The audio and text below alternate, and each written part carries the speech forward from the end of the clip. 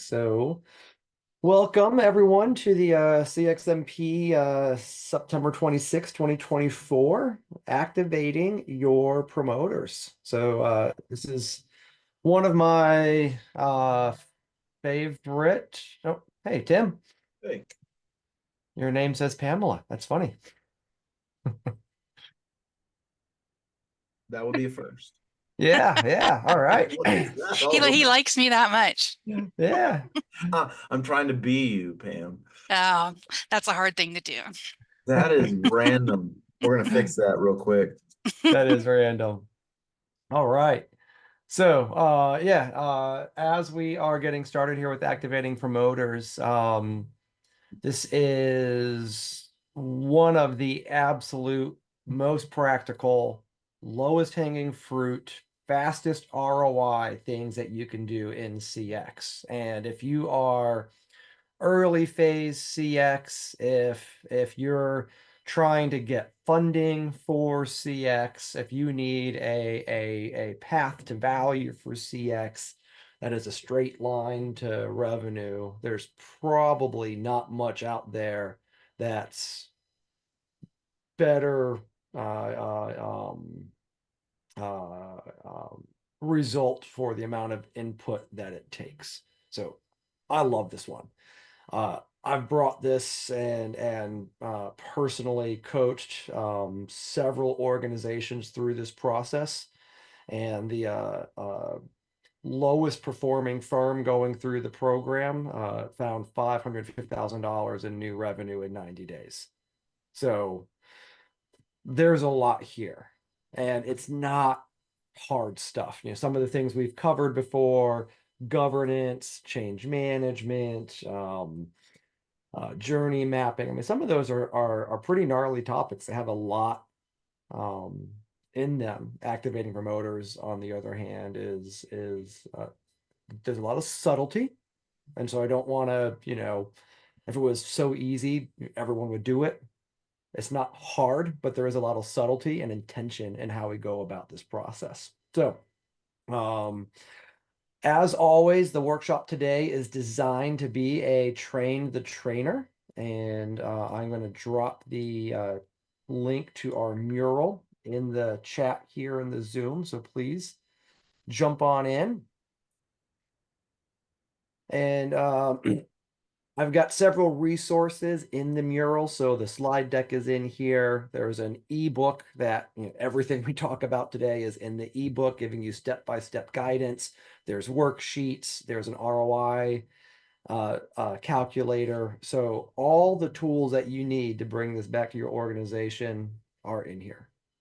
That's what we're trying to do with the CXMP program, is make this a sustainable, hands-on, practical learning. So while some of you are jumping into the mural, and I'm going to share my screen just for the recording purposes, but if we're in the mural, you don't need to look at my screen. You can certainly just follow along directly in mural. But let me ask first, and Katie, I'm going to start by asking you a question. Where is your organization in terms of value justification for CX? Are you really needing to build that business case right now? Is it already budgeted and funded? Are there Yeah, skeptics so that you need? we're already funded.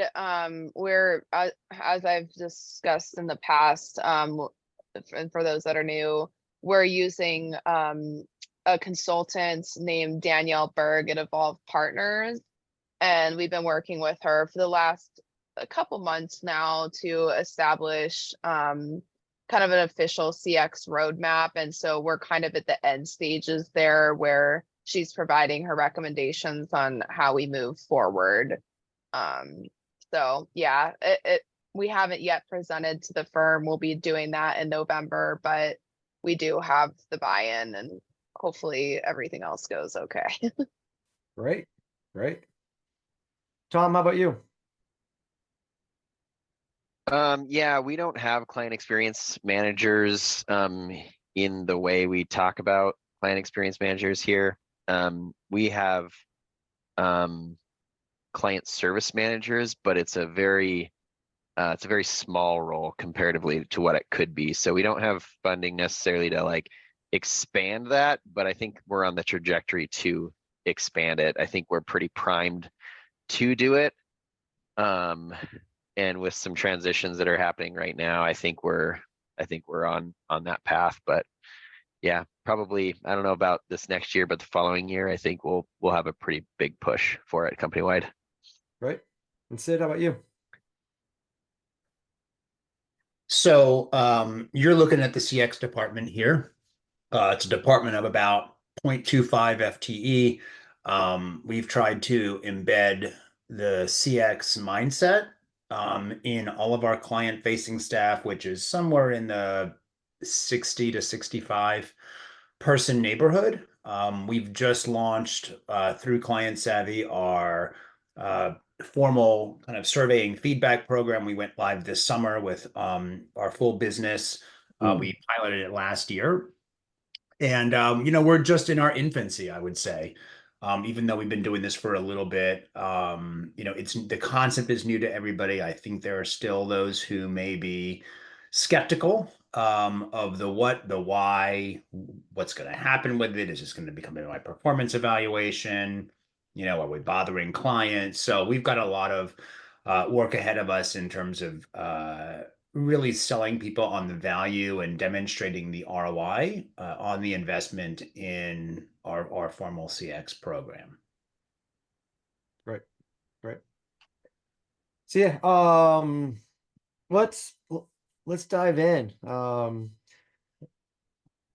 Mural is here as a tool for those who want to use it. If you don't want to use it, you can hang back and we can just talk. Sometimes we have bigger groups with some introverts, and double clicking and making a sticky note and typing is more comfortable than coming off mute and talking. So engage however you guys want to engage today.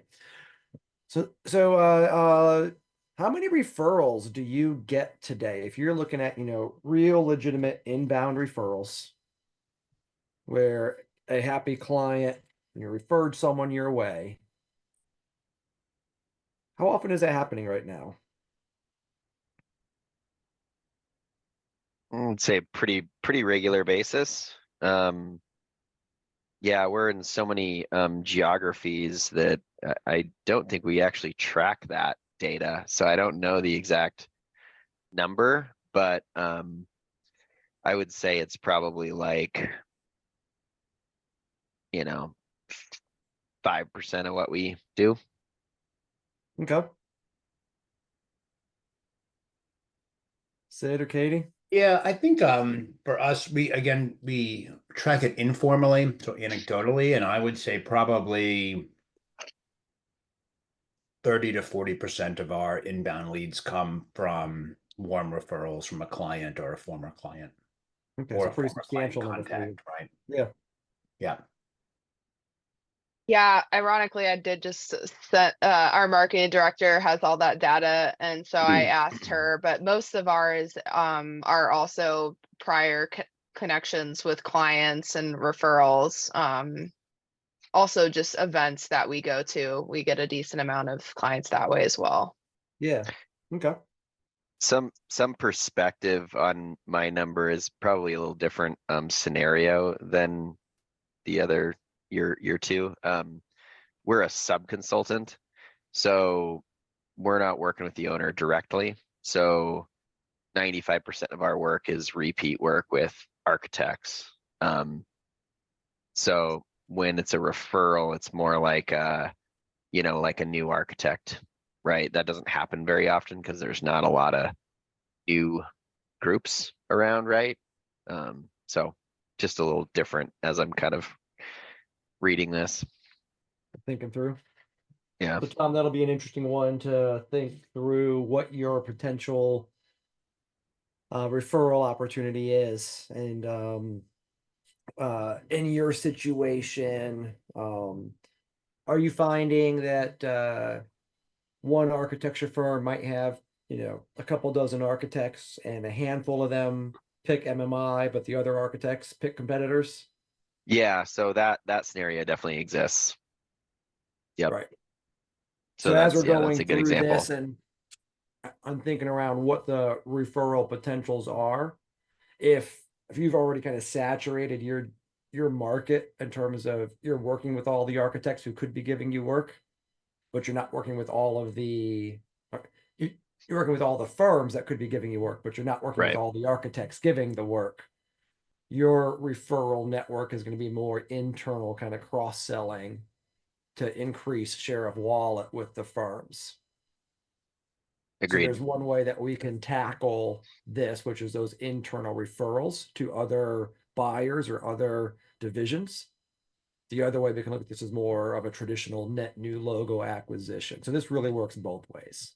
And Perfect. Tom, you just might want to think about this as a internal referral rather than an external referral. Okay. How likely are your seller doers to ask for referrals? I see a shaking head from Sid. Yeah, sorry, I couldn't find the unmute button fast enough. Yeah, this and So an emphatic no. yeah, I see Zach smiling. You know, I think that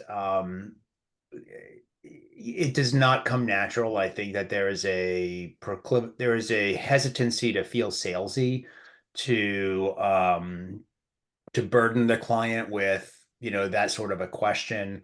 Um, and you know, whether it's a fear of rejection, or maybe a fear of, you know, well, you know, we don't really want to give you a referral, whatever the case may be, or just they haven't been ever asked to do that before. They're not in a sales capacity. A lot of our folks came from just being internal HR leaders or HR staff. For whatever reason, it just has never come natural. And I think for us, it's about finding the right language to arm them with so that they can do so in a more nuanced, more comfortable way. Right.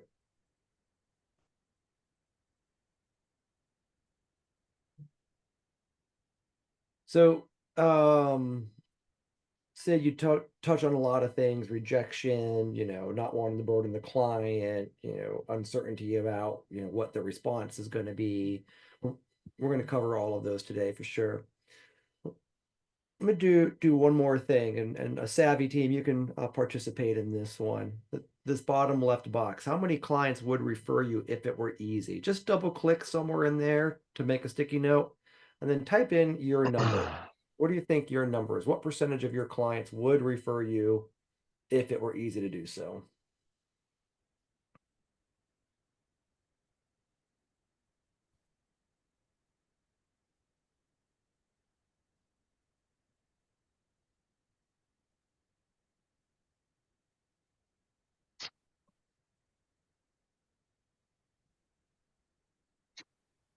All right. Tom, you're clearly looking at MMA's feedback on a regular basis and know that 95% of your clients are raving fans. Morrison I mean, Mayor that is our business model, like to a large extent, right? I mean, keeping those existing clients. yeah, So yeah. I'm glad to see such high numbers here. Usually when I run this workshop, I'm seeing, you know, much lower numbers than that. And the reality is most of us have a lot of clients. You know, it's we got a ton of competitors out there.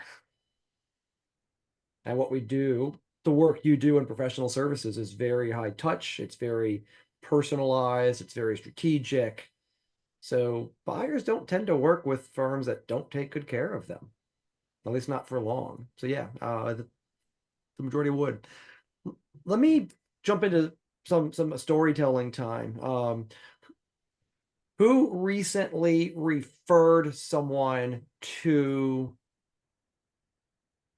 another organization to purchase their product or services? I did this morning. Okay. Tell me about it.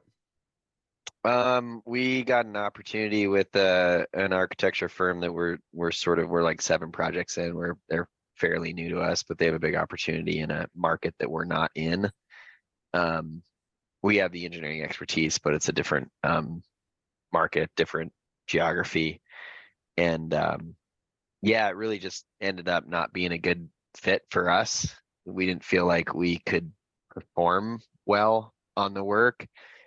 And so we did some research on, what other firms exist in the area, and we tried to find the best one. And then basically at the same time we delivered I'm sorry, we can't do this, we kind of referred them to another organization that could do a good job. Right? Yep.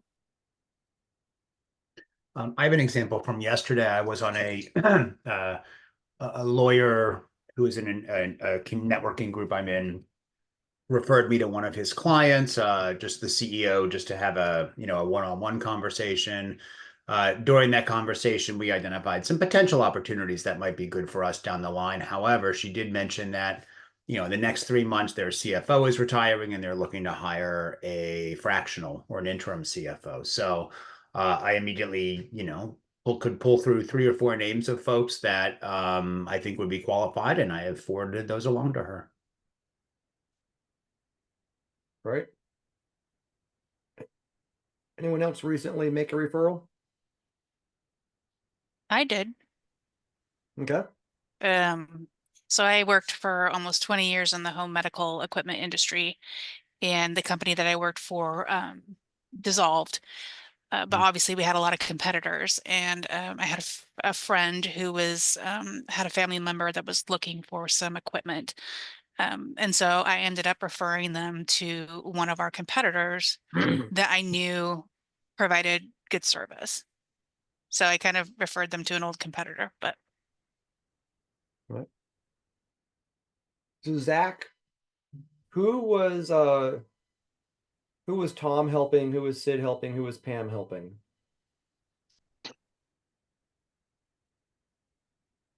I mean, helping, I guess, their clients, but also themselves, I think too. I mean, you know, they're building up their, you know, reputation in a way, by um, putting these people in contact with those that they think are really going to help give them great service, whether it was an old competitor, or someone else, right? They're helping the client, because at the end of the day, the client is then, getting some great service, but at the same time, kind of building their brand as someone who is a partner, like who is a trusted partner, and someone who's going to get them answers, and be trustworthy, right? Even if it's like them not being able to help them the best, they know where to get them great help. So you're spot on, and I've got slides to unpack that a little bit more deeply. But what's interesting in each one of those, and Zach, even in your assessment, nobody said I was helping the company I was referring someone to. Mm-hmm. Right? All of your motivation was to help the friend that you're referring, or the Right. colleague that you're referring. No one's motivation was to help the business you were referring to. Mm-hmm. Now, who are we in the story? We're the business we want people referring to. So when we understand that psychology, you all just shared some stories about referrals you made recently. You weren't doing it to help, Tom, in your case, your competitive engineering firm.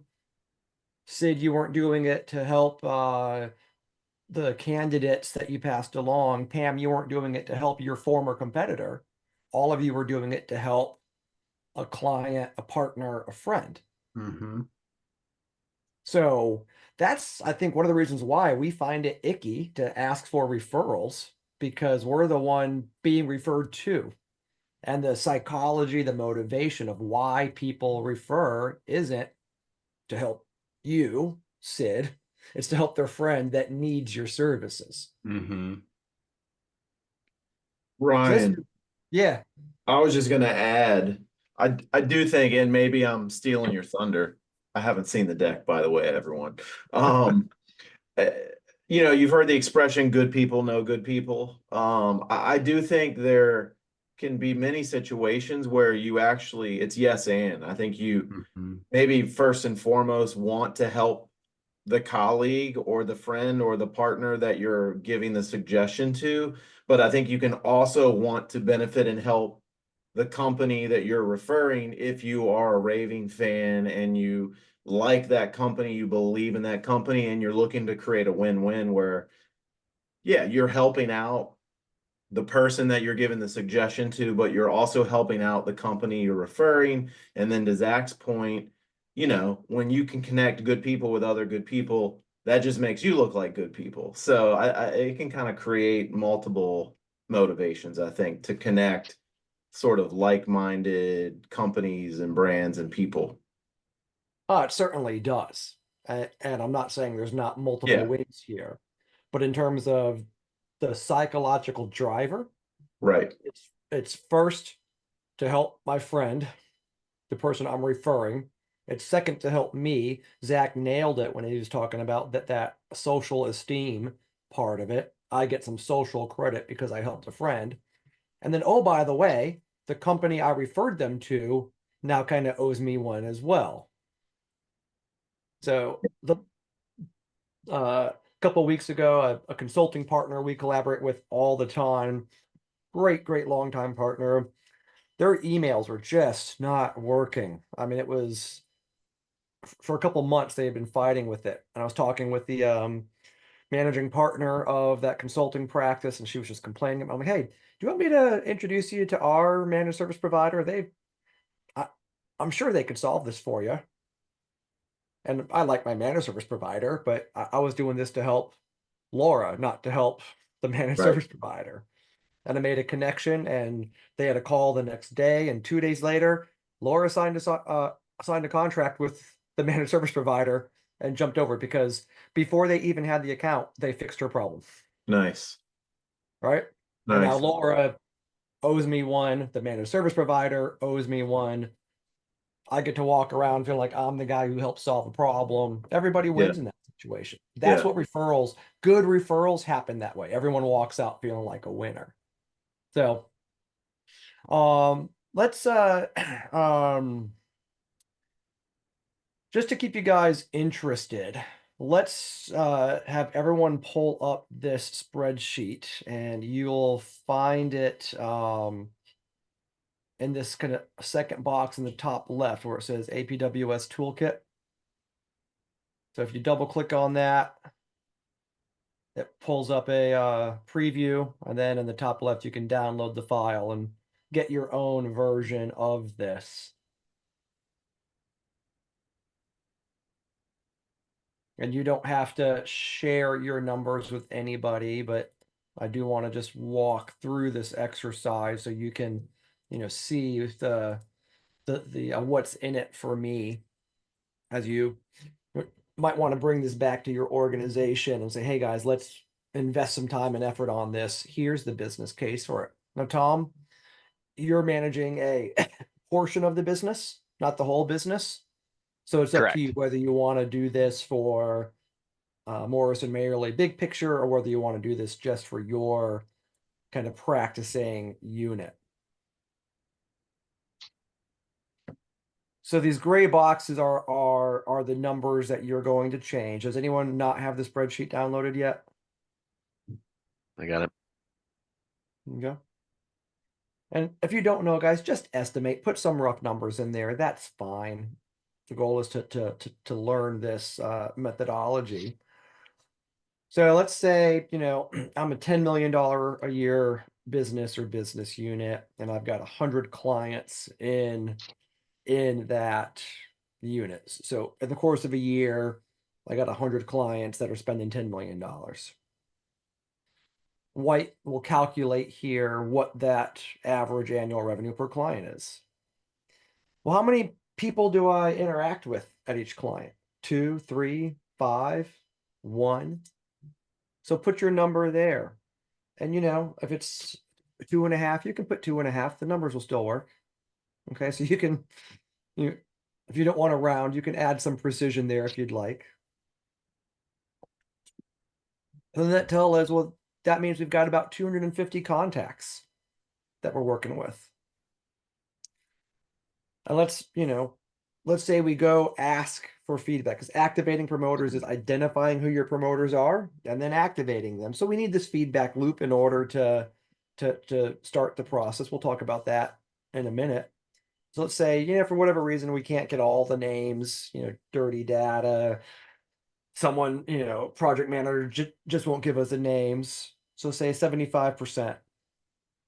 That tells us we got 188 people that we're going to send a feedback request to. What can we expect for a response rate? Anywhere 20 to 40%, depending on your situation and how close your clients are, a few other things. What percentage do you expect to be promoters? 75 is pretty conservative.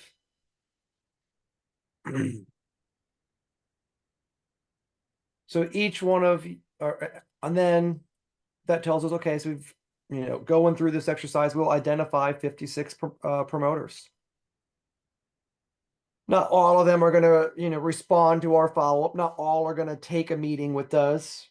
So let's, kind of estimate, hey, maybe 75% we schedule a follow-up conversation with. You thank them for the feedback, identify what's going well, etc. And then the conclusion of that meeting, how many people on average will those promoters we've talked with refer us to? Not too hard to get 2-3 referrals sometimes, but if you want to be conservative, you can say, half a person every 2 meetings leads to 1 referral, something along those lines. And then what's your close rate for the referral? Not every referral is going to lead to an opportunity. Not every opportunity is going to close, but generally speaking, if a referral is being made, it's because they know someone has an active need. And you're going to probably have a higher close rate than you would just normal business, because you're coming as a referred, trusted, right in the moment service provider. So that rate should be at least as high as whatever your kind of general close rate is for new business. But I want to sleep on turning that up a little bit. So the math then says, well, that means 21 new clients secured at $100,000 each. That's $2.1 million in new revenue generated. And not all revenue is created equal. So we really have to look at profit. We've got a whole nother workshop on client lifetime value. I'm not going to divert into a client lifetime value today, but client lifetime value is what is the net profit generated by that client over their lifetime and net present value. So that's kind of a actuarial way to say, here's what this client is worth. So if this was your business, this program is going to generate $1.4 million in lifetime profit. And that's just kind of doing this once. This is something you could do on a continuous or an ongoing basis. So I know we're recording, so not everyone wants to share, all of these numbers up at the top, but did anyone follow along and put their own numbers into the calculator? Do you want to share how much revenue you think you could get out of this?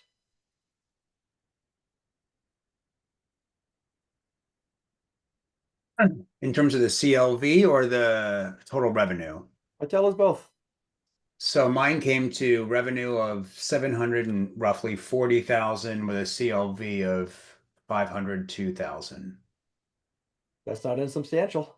It's not, but to me, with the number of clients we have and the average revenue per client, it feels low. If you want to put your numbers out there, we can review them and check your math. And if you want to do that offline, we can certainly do that offline. Everything in CXMP is non-disclosure, and only CXMPs can see these recordings. But I mean, there's nothing, proprietary here. I just can't share. Okay. Maybe when you're done. Do you want to read your numbers to me and I'll drop them in here? Yeah. So 17.5 million in revenue. 225 clients, 2 contacts per client. 75%, we can leave that. Historically, we've only gotten about a 15% return, like participation. So that was, I think, a big low number there. Yep. 50% promoters. 75% ask for a referral, 1 per person, and 50% close rate. Gotcha. Okay.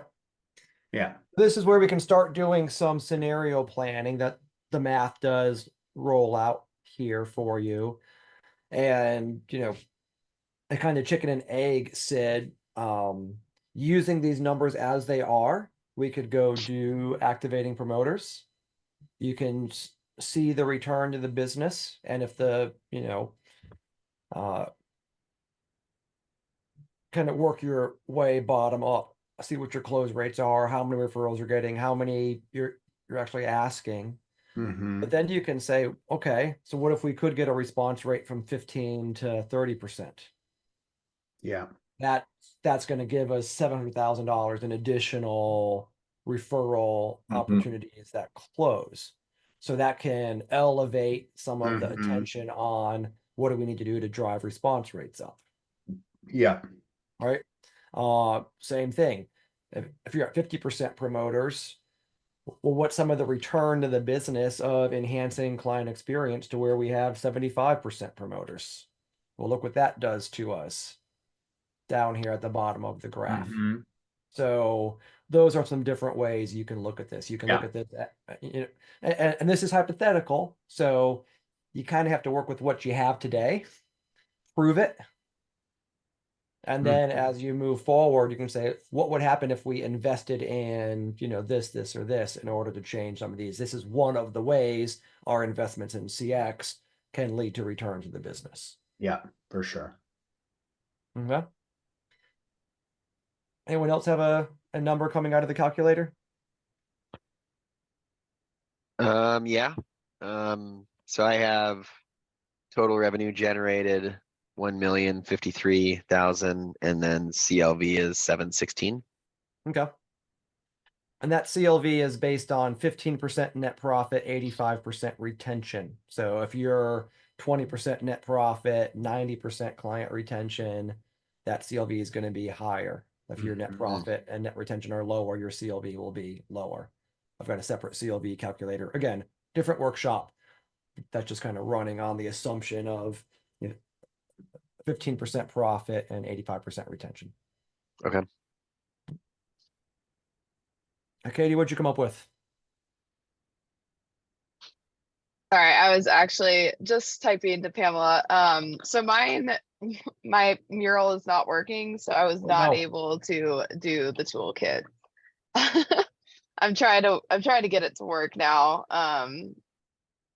Yeah, I have not had this issue with mural before. Okay, well, I'm sorry about that. Yeah, no, I think it's this probably link my will end. get you to it. Oh, awesome. I emailed Katie the link so she can try from there. Gotcha. And Katie, if you want to just read your numbers to me, I can drop them in here, and if they're proprietary, then you can do those offline. Gotcha. Yeah, I think I'm having connection issues because even the link you just sent me, it's not allowing me to get into. I don't know why. Gotcha. All right. Well, I am sorry about that, but looks like roughly on average, we got about $1 million that we can go find coming out of this program. So hopefully that's a compelling proposition. Let's jump into I've got a slide deck I'm going to run us through that lays out the psychology, the process, and the results. We've kind of talked about it loosely, so I'm going to lay it out very clearly. We'll then take about a 15-20 minute break, and then we'll come back and we'll spend the end of our workshop looking at a couple of the other tools we've developed, and then actually practicing some of the conversations, because really this comes down to this doesn't work if you don't role play and model how to have the conversation. and I want to make sure you guys see and get some coaching on how to coach that part of the process. So let me share my screen, and Tim, don't cringe. I thought we had this one already rebranded, and Oh, no. we didn't. So this a slide deck, guys, by the way. We're assumptive you're getting client feedback. Client feedback is what's happening, is what's triggering these conversations. So the first 20 or so slides are how to deal with all of your non-promoters, frustrated clients, passively satisfied clients. So there's some good content in there. But we're going to jump straight into, what do you do with your raving fans?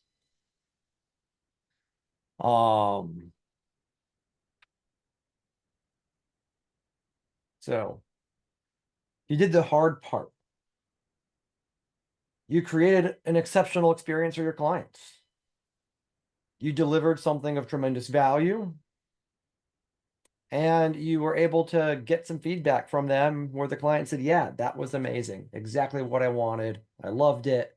It's great. If you're asking the net promoter question, then you very specifically have asked the question, how likely are you to recommend us? And they've said, 9 or 10 out of 10. Yes, I would. So that's the hard part.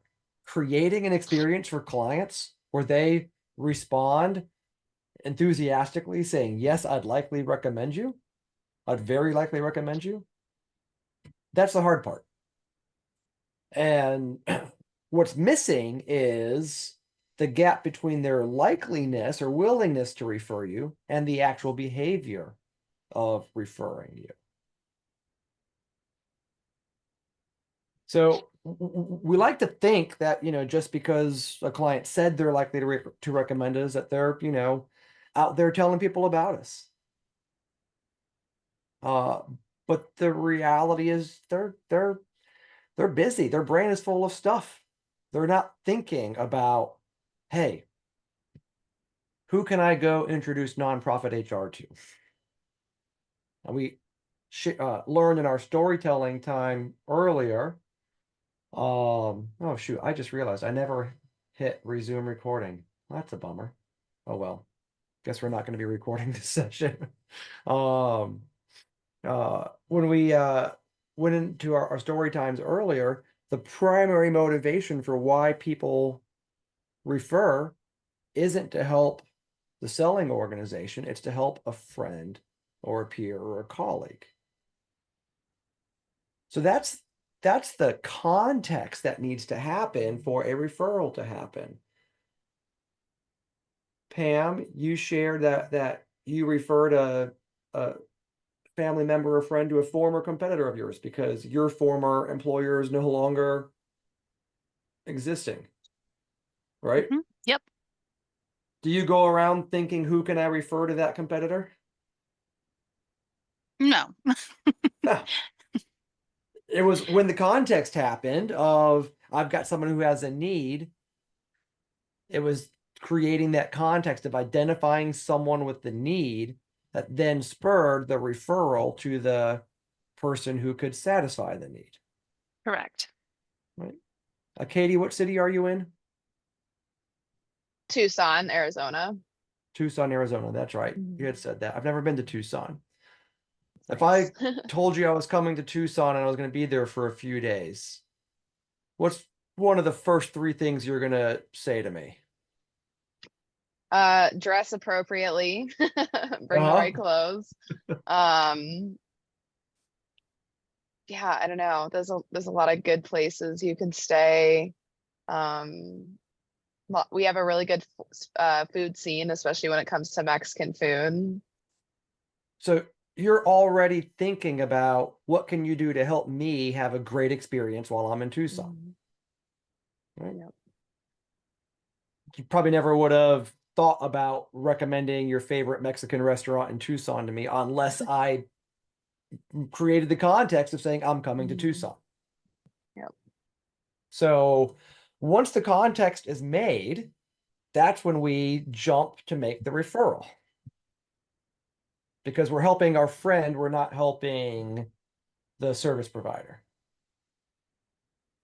So your clients aren't going to make referrals to you until the context occurs for them to make the referral.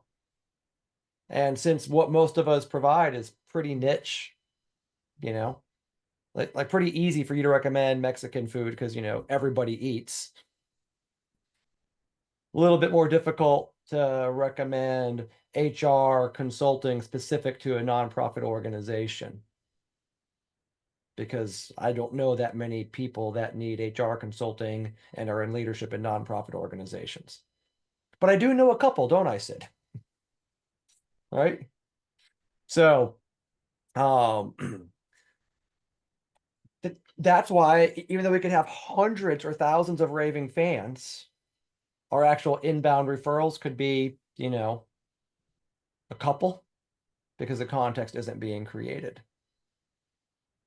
So identifying promoters is not enough.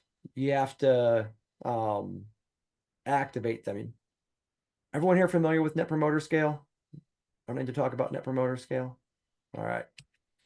I think you guys all know this stuff. So the 3 steps to activating a promoter. Phase 1, we're going to do some research. Phase 2, we're going to relate. That's how we create the context for the referral. And then phase 3, we're going to react to the referral. So the research, who do you want to meet? How can you help them? Start by looking at your feedback. Sid, you've got a list of promoters already, right? Tom, you've got a list of promoters. Katie, I think you're getting ready to go through a client feedback phase. So you're soon going to have a list of promoters. So you've got that solicited list of raving fans. Katie, even though you don't have the formal feedback yet, I bet if you talk to your professionals and said, hey, could everyone give us a name of 3 clients you think are raving fans? There's going to be a pretty accurate list that's generated. Yep, absolutely. You can look on your financials. Which accounts are growing the fastest? Who's increasing their spend with us? That's a pretty good signal that they're a fan. So there are multiple ways that you can identify, you know, confidently with solicited feedback, and then less confidence with informal social or financial information. Do a peer review.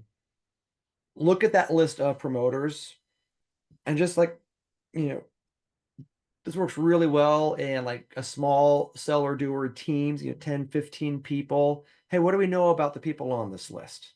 Do we know who they're connected to? Do we know who else they work with? Do you know any other opportunities? So before you actually talk to the clients, get a little recon to understand what referrals you might want out of this. Go on LinkedIn. Find your client. You can see who their connections are. Scroll through their list of connections. Are there any of their first degree connections that, man, we'd really love to get introduced to? You're doing this research. You're probably not going to need it, but you're doing this because this can be a targeted way. Hey, what do you know about Lauren Shoemate? A lot of times, most of the time, the client is going to come up with the name and make a referral for you without you ever asking. But it's good to have a few names in your back pocket in case you need to, again, create some context and spur some thinking. You don't have to do this step, but it can be a multiplier in effectiveness. Relate. This is about aligning with the client's needs and solving 2 problems. And this goes to creating the context we're talking about. And I rolled past this slide, but this is a good one. If you take this deck and you want to run it internally, ask your seller doers, who loves to sell? I mean, bring it on. Who just wants to help clients? And who says, don't make me talk to clients? Very few are going to click that first button, right? It's almost all going to be, I just want to help clients. I just want to show up and help clients. So that's what this is about. This is about showing up and helping clients. It's not about selling. And when we get to the practice round, I promise one of you is going to start selling, and we're going to call you on it and say, hey, why'd you start selling? You said you hate selling. Just show up and help. That's why we practice. So stage the meeting. Let's just say the client gave you some effusive feedback. They said they're a raving fan. They said they're highly likely to recommend you. How do we respond to the client? Show appreciation. The client just said thank you. You're going to say thank you back. Express a value proposition to the client of a subsequent conversation. What's the value to the client for us taking some time to talk? We want to generate some hope that the client's going to get something out of this. It's not our position to ask clients for favors. They're the client. We're the value provider. We shouldn't be asking clients. We should be offering clients, right? So that's the idea of helping one time. I'll give you the punchline later for helping 2 times. And then, where possible, offer some enjoyment. Anytime you can do this conversation over coffee, over lunch, over drinks, makes the conversation just more effective. That's not always possible, especially if you're remote or public sector. But if you can throw some enjoyment in there, that works. So this is how you stage the request. Dear client, thanks for the opportunity to work with you on whatever the project was. My team and I have enjoyed the experience as well. We're glad to hear from your feedback you found success in the project. The value prop. I'd like to schedule a time to talk about your success and what things we are doing specifically that help. It's critical to us that we don't take success for granted and that we carefully examine how to continue achieving for you in our quest to always improve. So why are we asking the client to spend some time together? It's to increase value to the client. The client said, we're great. How do we keep that going? How do we plus that up? That's the value prop. The hope. We heard you say, if the client said they love the way you respond in a timely manner, if the client said they really love the way John configures donculator valves, whatever it is they said, if you can pull something out of their feedback, we heard you say this is making an impact. That's just one area we can investigate. Perhaps we could meet for lunch or find the time in your office or via phone to connect. Does anything about this approach feel awkward or risky in any way? Nope. Does it feel salesy in any way? No. I was showing up to offer some help, right? Because we're not asking for referrals here. We're not asking for referrals. We're truly focused on improving the outcome for the client. So when we meet with the client, here's the conversation guide. Client, tell me more about what works so well. I heard you say you like the way John configures the donculator valves. Tell me more about that. What about that made your outcome so good? This is where you start focusing on the client's outcome. You were hired to configure donculator valves. What impact did that have to the organization? Did that save them, 3% in operating expenses? Did that, reduce the risk of, I don't know. You guys are the experts technically on your business, right? But if we don't understand the impact that we made to the business, if we don't understand why what we did created value for them, our ability to repeat that is pretty low. So we're just digging in a bit more. What about that situation made the outcome so good? Who else in your organization was affected by this or impacted by this? Get the client thinking, not just about how their life was made better, but how others in their organization, and if you're in a civil infrastructure, how others in the community were impacted by it. We want the client to expand their vision and their perception and understanding of the value that you created. So what we're doing here is getting the client to really think through, not the project, but to really think through the impact. Because that impact goes back to a pain. It goes back to a problem in some way, shape, or form. And we're going to need that in a minute. So this is the hope piece of the conversation. Discuss with the client how you can repeat that performance and confirm. Client, here's how we're going to keep doing that for you. Again, we're not selling, are we? We're just talking about the client. You could consider probing further. How else can we help you in your organization? Tell me more about that. What would an ideal engineer do that no one does for you now? These are just some good kind of probing questions. If you think there's some upselling or additional opportunity inside the client org, consider these questions. These all help, again, expand the client's vision of your value. It's expanding their real-time memory of the problem space you solve for. And now here's where we pivot. Okay, we've just got the client to open their mind about the impact that you made to their organization. You're creating a plan with them. Here's how we're going to do that again for you in the future. And now we're going to pivot to helping 2 times. And this is recap how we're going to create more value. Who else at your firm needs that kind of help? Or do you have any peers in the industry needing that kind of help? Who do you know that has a similar problem? I mean, that's really the ideal way to say this. Who else do you know that has this problem? So the way we configured your odonculator valves, it solved this problem. Who else has that problem? We're not asking you to refer. We're asking who else has that problem. And that's the same thing that would happen as me telling Katie I'm coming to Tucson. All of a sudden, we're connecting Ryan's needs with some context. Mexican restaurant in Tucson. And that connection wasn't there until I said, I'm coming to town. My animation's a little kind of wonky here. Sorry about that. I should have proofed my slide deck. So who else has this kind of problem? Can you explain their role to me? Do you know any of the challenges they're trying to solve right now?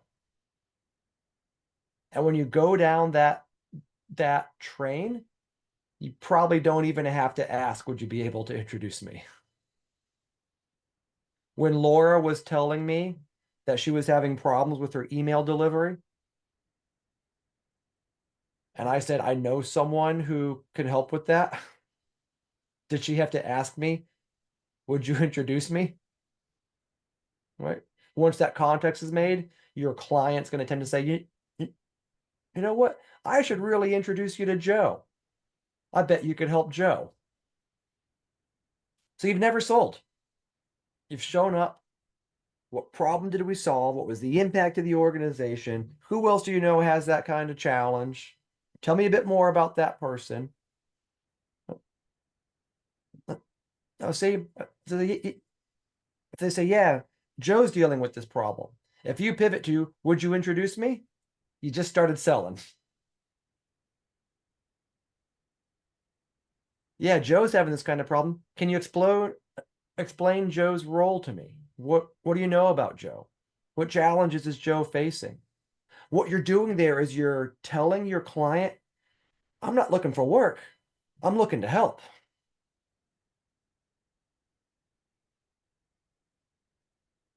It's an authentic way to say, you know, yeah, you're eager for the referral.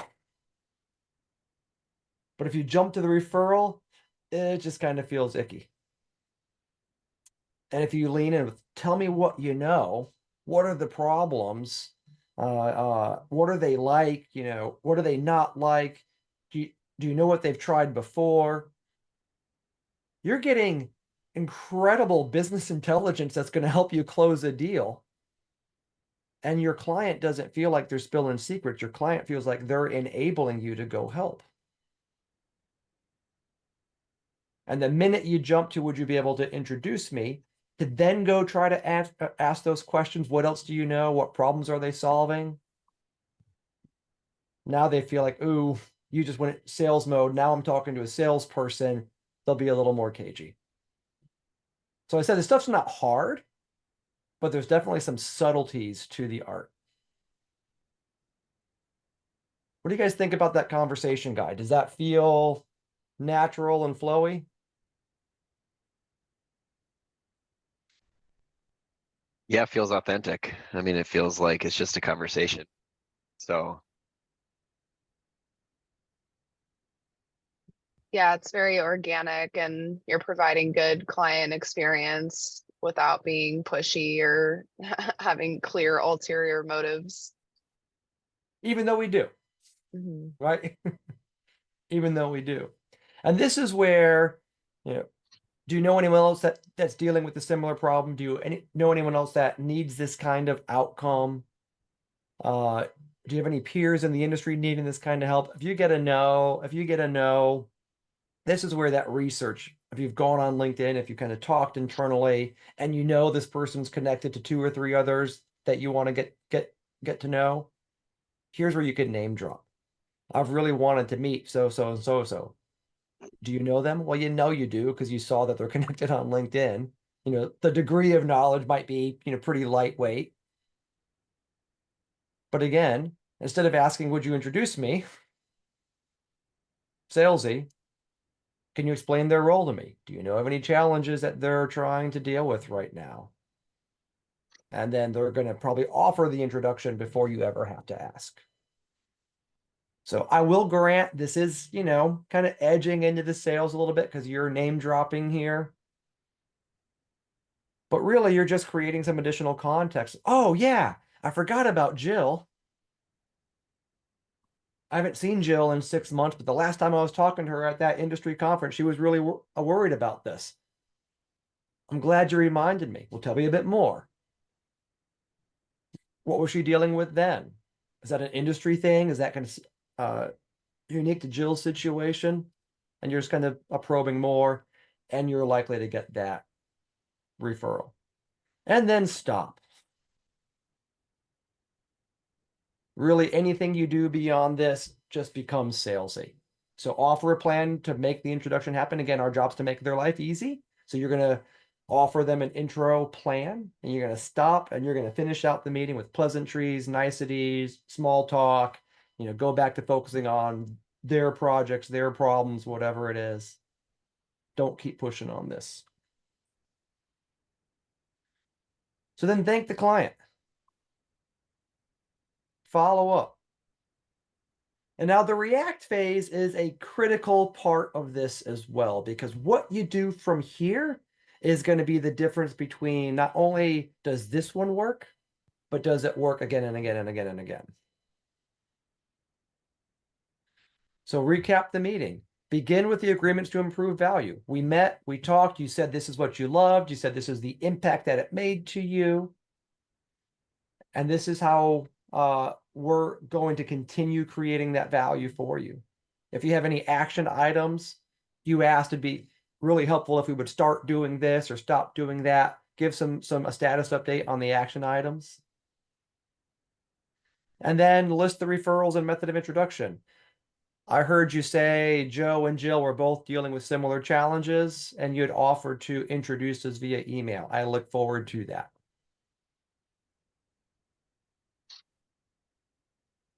And again, subtle but critical piece here.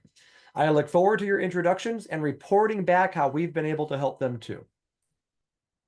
Why does everybody watch reality TV? We love living vicariously. They're introducing you to one of their friends. You're going to go get in the mix. And so, you know what? I'm going to report back to you the value that I'm starting to create over here helping your friend. We're going to let them into that relationship vicariously. Not breaking confidentiality, not revealing anything we shouldn't reveal, but we're letting our client know we're going to keep them involved. Now, if you write this email well, write it to your client, assuming they're going to forward it to these people.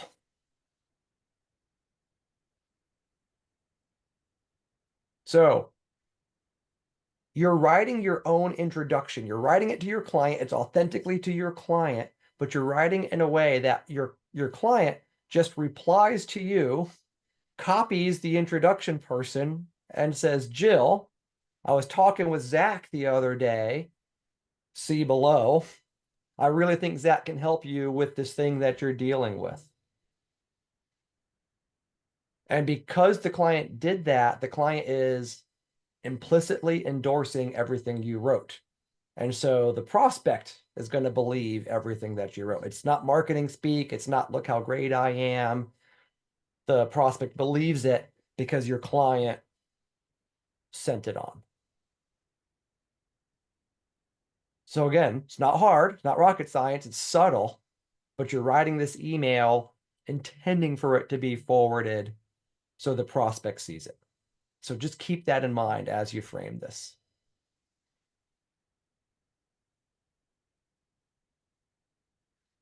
Any questions about the follow-up to the first meeting? All right. So the referral conversation guide. This is conversation number 2. Now we're talking to the prospect. Do not sell. For the love of God, if you have a brochure, burn it and leave it behind. All right? Don't bring any sales collateral. The minute you bring sales collateral, you look like a salesperson. So we're not going to sell. Now, you're not fully trusted yet. You're kind of trusted, but you're not fully trusted. So we're going to work to build trust. The quicker you build trust with the prospect, the more open they'll be about their pains and problems. The more open they are about their pains and problems, the quicker you have an opportunity to start creating value. So how are we going to open that trust building? What do you know about the project that I helped Tom with?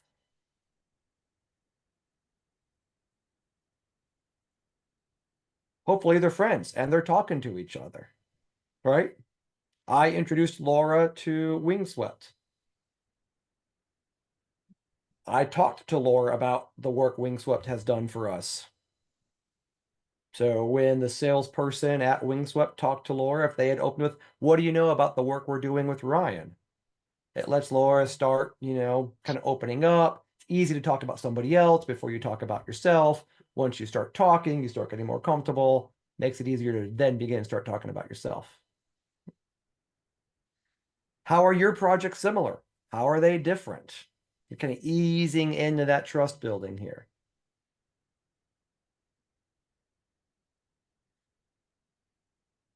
Maybe you need to introduce some additional. You want to reveal your capabilities beyond that. Again, instead of bringing the brochure, tell some stories. We helped a colleague with this problem. Is that one you share? What other challenges have you faced on your projects? So you're kind of easing into, what do you know about Tom? What do you know about Tom's project? How are your projects similar? How are they different? Let me tell you about another thing that we did with Tom. Is that a problem that you have? By the time you get to what other challenges have you faced on your projects, they're kind of flowing. You're just in this like consultative diagnostic mode. You're not selling. If you need to share stories of how others, not you, have solved similar problems. Tom's the one who introduced me to you, but you know what? You just told me you've got these 3 problems, and I haven't helped Tom solve any of those problems, but I have other clients I've helped solve those problems. So let me tell some stories about those clients. So it's this very storytelling type approach. Offer ideas, but not direct help. Hey, what some others have done that have really worked well on that? Go into brainstorming mode. This is really easy for architects because they're visual people and they can just get a piece of paper and start drawing, let's just start solving, right? Just start solving. Wherever possible, just start solving. And done well, the process is going to help you finish solving the problem. So again, you've made it all the way to the end and you've never had to sell. the client's asking to buy, or the prospect is asking to buy. Don't try to like get a contract after this first conversation. The win here is the prospect wants to have another conversation, wants to keep this going. You're beginning to explore a scope. You're beginning to explore a relationship. It's not a one call close, because the next step is critical. You go back to your client. Hey, Tom, I met with Jill today. It was a great meeting. Thank you for the introduction. I discovered Jill is dealing with this challenge. I think we might be able to help by doing that. I want to get your thoughts about it. Remember how we promised that kind of vicarious bystander view into the relationship? A couple things are happening here. We've now let Tom know that we were authentically showing up trying to help. So we're building trust in our client that we're not just some salesperson going after their friends. 2, we've now kind of invited Tom into the conversation to go talk with Jill. And you know what's probably going to happen? Tom and Jill are going to have a conversation behind my back with me not in the room. And who's going to sell? My client's going to do the selling for me. Tom's going to do the selling. The trusted friend is going to sell for me.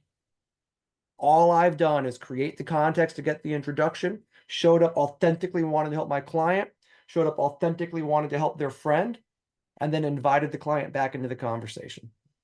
And then I can step away and my client's going to do the selling for me. I mean, geez, Laura in 2 days made a decision to change their managed service provider. That's a pretty strategic change, isn't it? Can you imagine changing who takes care of all of your IT and technology in 2 days? That only happens because a trusted ally made a introduction around a common pain point. And that's what we're trying to get here. We're trying to get those quick, high value wins because we've short circuited all the song and dance. We didn't do any selling. We let our client show up and do the selling for us. So the value of engagement, we're invested in Tom's friend's success together. Tom and I become allies helping Tom's friend. We encourage the two of them to talk. Shows Tom I value his colleagues. Shows that I value Tom's insights. I mean, it's always flattering when someone asks you for advice, right? Proves we're focused on help, but not on sales. And it makes your client look and feel good. So again, why do we make referrals? Because it makes me look good and I'm helping a friend. And oh, by the way, client, you get to win too. That's that win-win-win mentality. But we're starting this with the underlying driving psychology, which is helping a friend and increasing social status. So that's that idea of helping 2 times. We're showing up, we're helping our client get more of what they love, figuring out who else needs that kind of help. So we're helping 2 times. And if we follow the process all the way through and we're demonstrating the trust that we're not going to abuse the introduction, but really show up and authentically help, we go from helping 2 times to helping 10 times. Now that client knows, oh, Ryan's the kind of guy who just likes to help. And the context is more easily created over and over and over again for future referrals and introductions.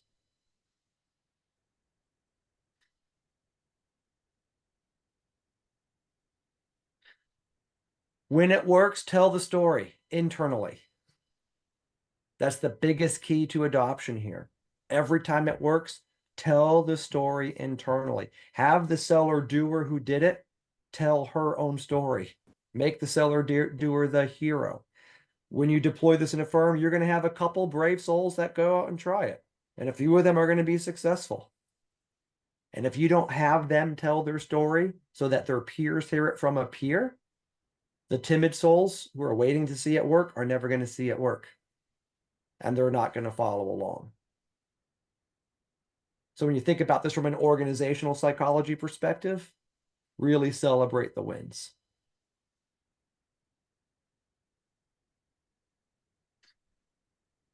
So when you really start thinking about this, you can create a leaderboard, set milestones, track success. So, all right, in the next 30 days, what percentage of our clients are we going to ask for feedback? 30 days after that, what percentage have we asked for a referral out of our raving fans? Every month, how many of those referrals have we closed into new business? At the end of the year, let's look back and reflect and say, how much lifetime profit did we generate this year because of this process? If you guys have CRM, put activating promoters as a lead source so you can track this and quantify it. I've got a spreadsheet for those who don't have a CRM. We'll talk about this later. Here's a, nifty little spreadsheet. CRM is better, but if you don't have CRM, sure, use a spreadsheet.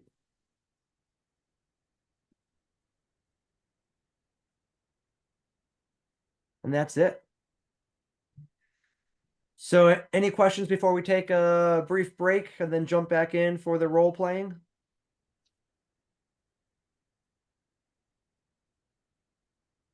No, good summary. All right.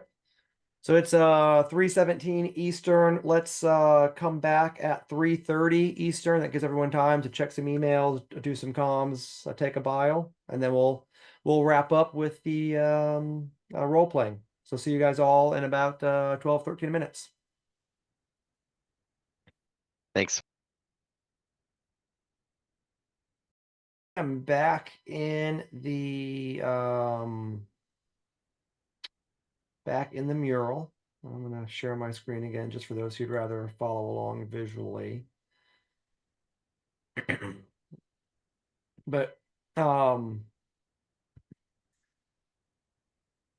need someone to fill out this research phase just for the sake of the example. We could make it up, or if you want help with a real client, we could do a real client.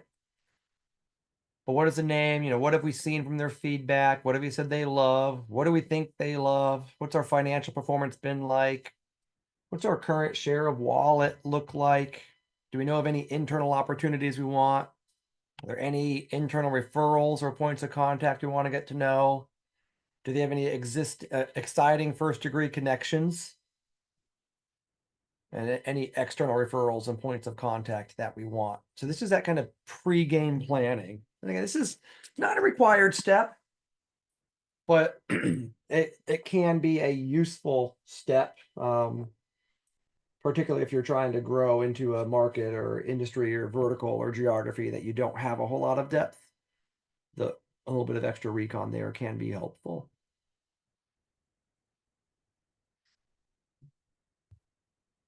I can fill it out. All right, Tom. Might this is a real client, but I'm gonna make up some of the names. Perfect. How about that? Okay. XYZ Architects. Okay. It is three letters. They're all 3 letters. They're all 3 letters. Make it a TLE Architects for a 3-letter acronym Architects. There you go. I like it. So formal feedback. This is saying, have we requested formal feedback?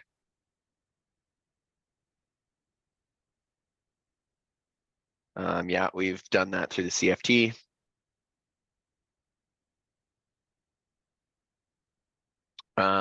What they love, I think that depends on who you're asking. But and so this client name is I should a person. disambiguous this. The client name really is the person, like who at XYZ are Okay. you going to be talking to? Okay. All right. Okay. I don't know how So to what does make this. Casey love specifically? What is it you do that made Casey a raving fan? Yeah, so supporting them in their endeavor to grow, supporting them in whatever way they need in order for them to grow. So as in growing their architecture practice? Yes.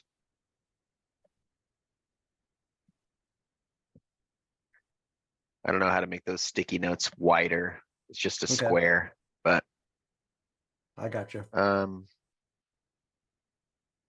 so what do we think they love? Yeah, I think they,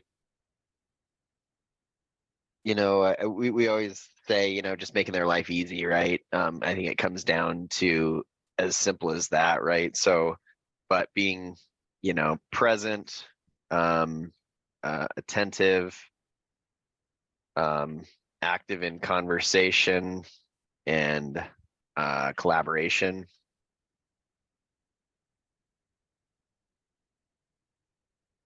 Financial performance. Tell me what that means. Just, are they increasing spend with you? Are they a big client? Are they a small client? Are they profitable? Are they low Yeah. margin? So currently low margin, as we're learning how to work with them. They are probably, they're like 5%. They're currently 5%, I bet, of our overall revenue. It's a pretty big client. They're a big group, and we're probably doing 20% of their work. So that next box share of wallet is going to be Oh, 20%. yep.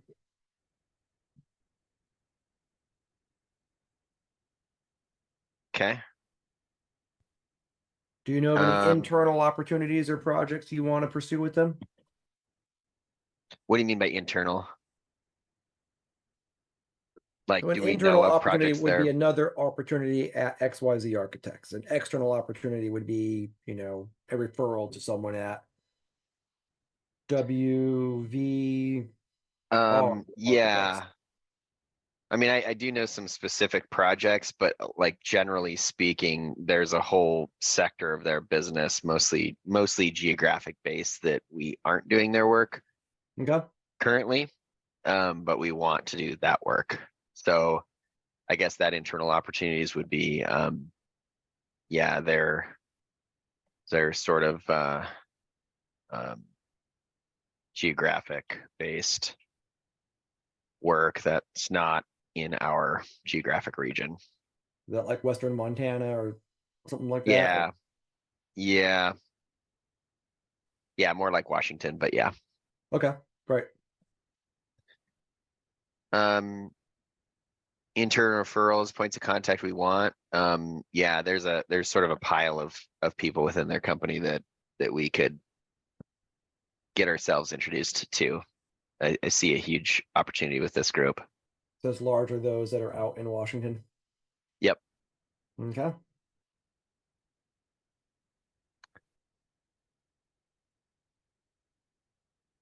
Yeah. How do you want me to write that? Lots of people. Yeah. Is it like 6? Is it like 60? Yeah, it's probably like 10 key people. Okay. Exciting first degree connections. Remind me what that means. So is Casey connected to anyone? You got some 10 internal people. Is Casey connected to anyone else that you'd really like to get to know? You'd have to go on LinkedIn and kind of look to, see. Yeah, I mean, for sure. There's a lot. If you knew Casey was on the, AIA Montana board of directors or something like that, and Yeah. you knew who the other board members were, it doesn't have to be LinkedIn. You can know they have a connection somewhere, right? Yeah, there's probably a ton, but yeah. And is there one person in particular that Casey is connected to that you would like to be introduced to? Yeah. There You want is. to make up a name for them as well? Sure. Put that in the bottom box. Oh, okay.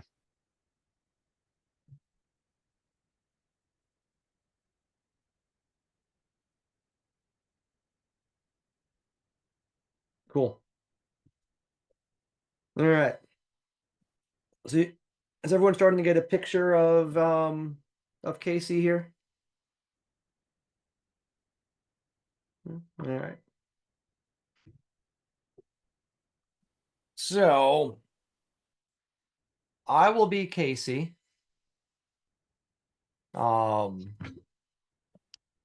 And one of you needs to volunteer to be Tom. Tom, it could be you, but it could be someone else on the call. Someone needs to volunteer to be Tom and have the conversation with me. I will try to be Casey. And the rest of you, your job is to give Tom or whoever is playing Tom coaching as they go through the conversation. So really be paying attention. And if you hear whoever's practicing drop into sales mode or start pitching, you got to kind of hit the virtual buzzer and let's start that over. All right. So does someone want to practice the conversation?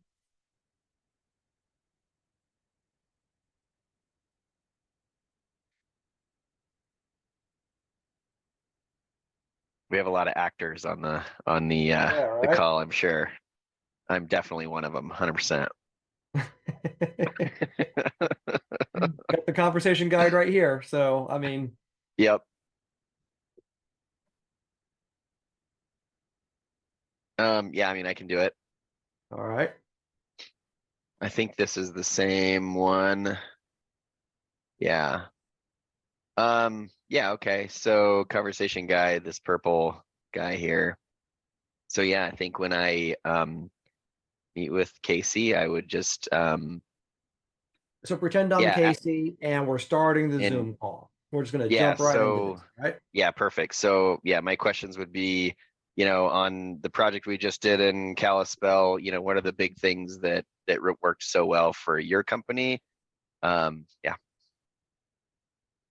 Yeah, well, you know, Tom, I really appreciate the help. We've been trying to grow in that part of Montana, and love the way you introduced us to that owner to get us in line for this project, and loved your support going through that whole proposal process. That was really, really helpful.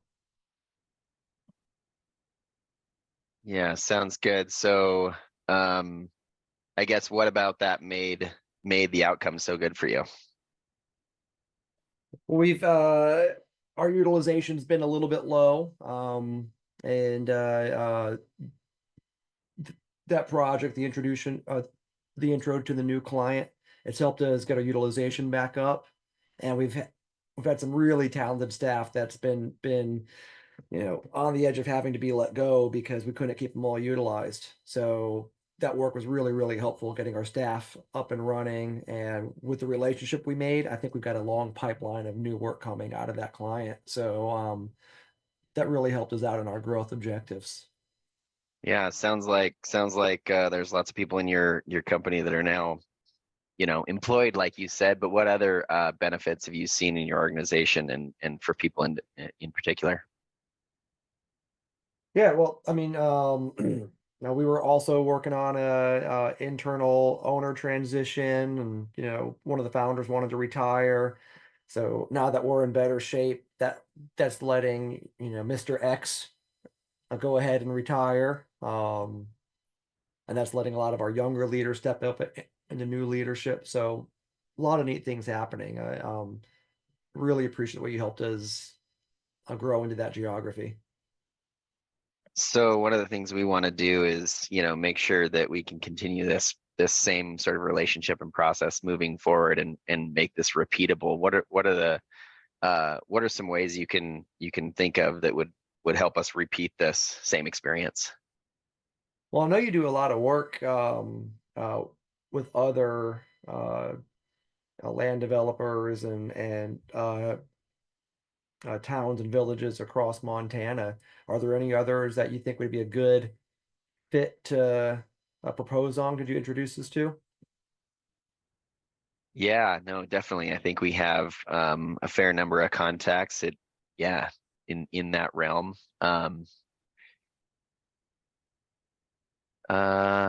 Well, the fast one on you. I asked for a referral while you're trying to get a referral. That's what I was, you threw me for a Sorry. loop there. Just confused me. You were cruising too easy. I had to throw you on there. Like, I'm confused by this conversation now. Okay, well, yeah, I guess, do you have, so yes, we have other contacts we'd really like to get you in touch with. So we can repeat this between our two organizations. Do you have any other peers within your company that we could, connect with so we could, discuss the same kind of thing? And who specifically, which peers are you after, Tom? I was thinking of some internal folks within your company, other project managers or project architects that we could connect with. Like in Washington? Specifically in Washington. Yeah, yeah. You give me a little bit of guidance, right? Yeah, good call. Yep. So how could Tom have asked that question differently to kind of lead me to introducing him to people in Washington? He probably could have just said, do you have anybody in Washington? Or do you have any project managers in Washington that I could connect with or something? Okay, what else?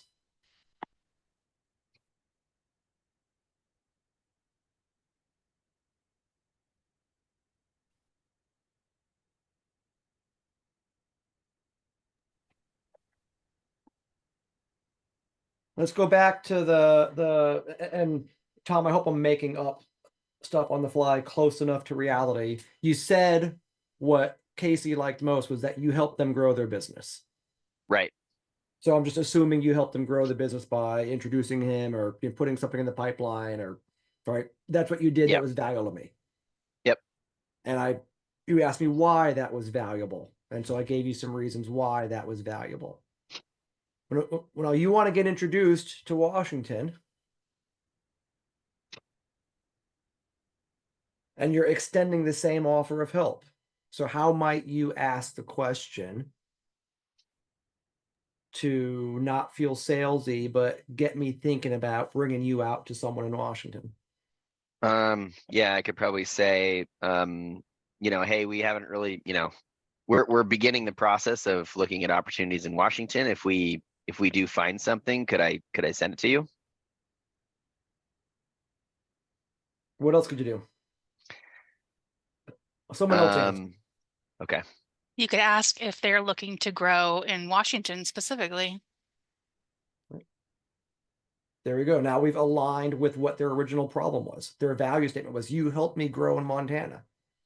Well, Tom, you're trying to get connected and offer equivalent help in Washington.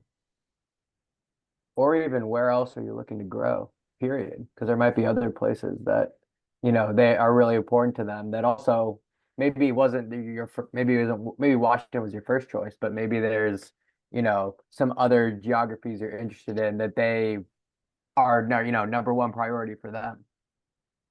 Right. Or I'm going to be in Washington in this time on this date at this period. Is there anybody you think I should be meeting with? Anybody for whom you think I'd be would be a good for me to meet with? So that I can help grow Washington as well. And really what you're doing is you're showing up to Washington. You're trying to grow in Washington. They're trying to grow in Washington. So it becomes kind of a collaborative. Tom, do you already have a footprint in Washington? Very small, but yes. Do you have any clients in Washington you could introduce them to? Yeah. Right. So you could, it's small, it's not a deep list, but you could lead with that foot. Hey, we're just starting to grow in Washington. It's an area of strategic priority for us. We have some clients there. Could I introduce your people in Washington to the ones we're working with in Washington? Did you ask for a referral? Nope. You offered something really valuable to them, didn't you? Mm-hmm. And now what are you going to get? You're going to get the referral. Right. Okay. See that difference in positioning? All right, Tommy, you did a lot of stuff really well. Team, what did Tom do well? I felt like he was really good, like talking to them. Like he wasn't salesy. He was really good at trying to get them to tell him what his company had done that was a benefit to them. So that way he could use that information in order to find ways to continue the conversation and know how to help them with the ultimate goal of trying to grow in Washington and how he can assist with that. So the more information he can get from them, the more he can use that to eventually, help himself get into Washington. I think he has good open-ended questions. I mean, he was kind of reading from the script, Mm-hmm. but it worked. So Tom, good job. You didn't sell. You didn't talk about yourself. Those are some of the first things I see someone when you go through this, guys. And Tom, I wish you had failed just so we could see it and recognizing it, because you guys learning this are going to go back to your own orgs and you're going to coach through this. What's going to happen is someone's going to say, hey, let me tell you about me. Or let me talk about us. And they go into sales mode. And so recognize that. Ask, hey, what are you doing? Well, I'm selling. I thought you said you hate selling. I do hate selling. So why are you doing it? Let's get back on the offer of help. Okay. So Tom, you want to pick back up at that bottom right circle, and let's finish this one out. Yeah, so I think what you said already, which is, yeah, we're looking to expand in Washington and wondering if there's anyone within your organization that we could meet with to, contribute to their success and your success in that area. Yeah, absolutely. Are you working with people in Washington already? Yeah, we certainly have a foothold in Eastern Washington, and we're looking to go west. There's even on that topic, there's certainly folks that we'd even love to introduce you guys to if it's a fit. And I guess just to back up too, are you guys looking to grow in Washington? I was assuming that, but maybe that's not true. Are you guys looking to grow in Washington? Yeah, Jane runs our Eastern Washington region, and that's something she's really looking at. I know she's like me, really really trying to grow her portfolio. Okay, sounds good. Where's her boundary in Eastern Washington? What other things does she do? Kind of Spokane all the way up to Idaho. I think I'm getting my Okay. geography right. Sorry, Westerners. Yeah, you are. Okay.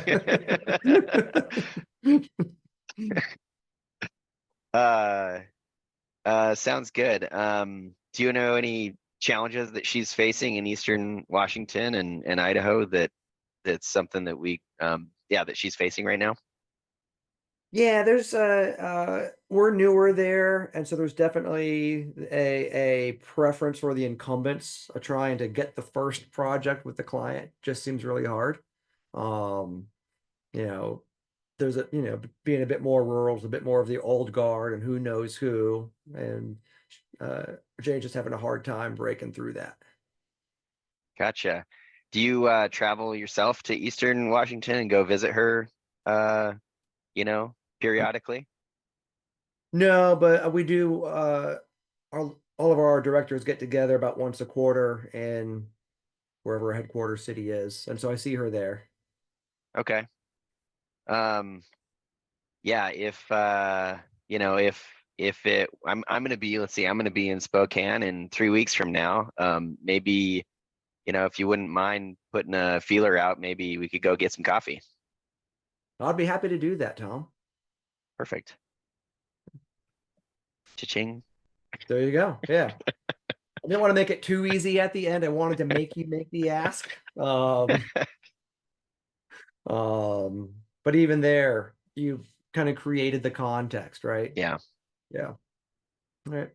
Any other that's a lot feedback for more Tom? normal in real life than an acting situation. Right. Right. Yeah. And I'm not the world's best actor or role player, so I don't make it easy on people. Sorry. Fair. Any other feedback for Tom? All right. Did great. All right, Tom. Do you want to be Jane or John in Spokane? Or do you want to sit back and observe this next round? I can observe. You can observe. All right. Tim, you feel like you If- could be comfortable being John? You're on mute. Sorry, you want me to be John? Yeah, the guy out in Spokane, you're trying to grow. You're Casey's colleague and peer inside the same org. Okay. All right. And someone else gets to be Tom. You just had a referral conversation. You activated Casey. You got referred to, we'll just call Tim Tim. You got referred to Tim. He's running the Eastern Washington region. We know he's trying to grow. There's a bit of an old guard mentality and tough to break in. And you're trying to get an opportunity to work with Tim out in It's, Eastern Washington. Tom, what, just so I know, what kind of business am I trying to grow? Just give me a little bit of.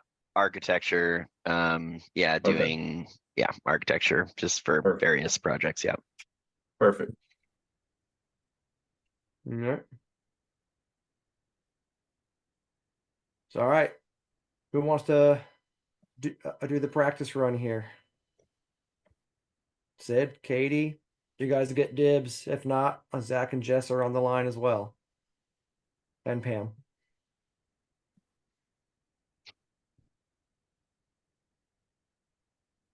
Katie's pretending to look for the mute button. No, sorry, I was trying to decline a call that I was getting on Teams. Yeah, I could try doing this one. You sure? Yeah. A part of my job as facilitator is to push people where they're not always comfortable. So, all right. I'll be nice. Yeah. Tim will be nicer than I am. All right. So the two of you show up for the coffee date that was promised, and you've done your niceties and take it away.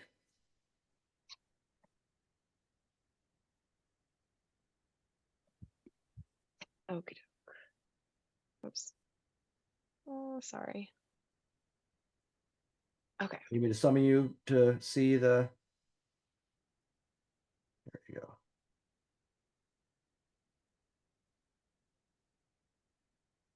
Okay. So sorry. What role am I doing again? The names got me all mixed up. All right. You're being Tom. You're the one. You were working with Casey in Montana. You created a great Okay. experience for Casey. You just had the conversation Tom had. You're extending the conversation. Tom told you that Tim is running the Spokane office and working in Eastern Washington. And he introduced you because you're going to be in town, and now you're at coffee with Tim, the Eastern Washington Regional Director for XYZ Architects. Okay, doke. So yeah, just want to learn, I guess, a little bit more about what you're doing and what your goals are to start. Yeah, so we're trying to grow the office here. We are, we have a lot of opportunities that we're chasing, and we've had some success But you know, I've had some challenges growing as well, just a lot of competitors and a lot of people going for the same work that we're going for. All right, can I Gotcha. pause before we go too far? Mhm. Sure. Tim, how did you feel with her asking you right away about what you're working on? Well, as fake Tim, I was like, oh crap. Thanks, Katie. But as real Tim, I mean, I guess it would have put me in the, I don't know, it was sort of like maybe it was, I don't know. It was a bit of a deep question, maybe for the first one out of the gate. So, Katie, where could you have started rather than going straight for what are you working on? I guess just making more of a personal connection there. More of an introductory type of situation. Someone else want to offer some advice?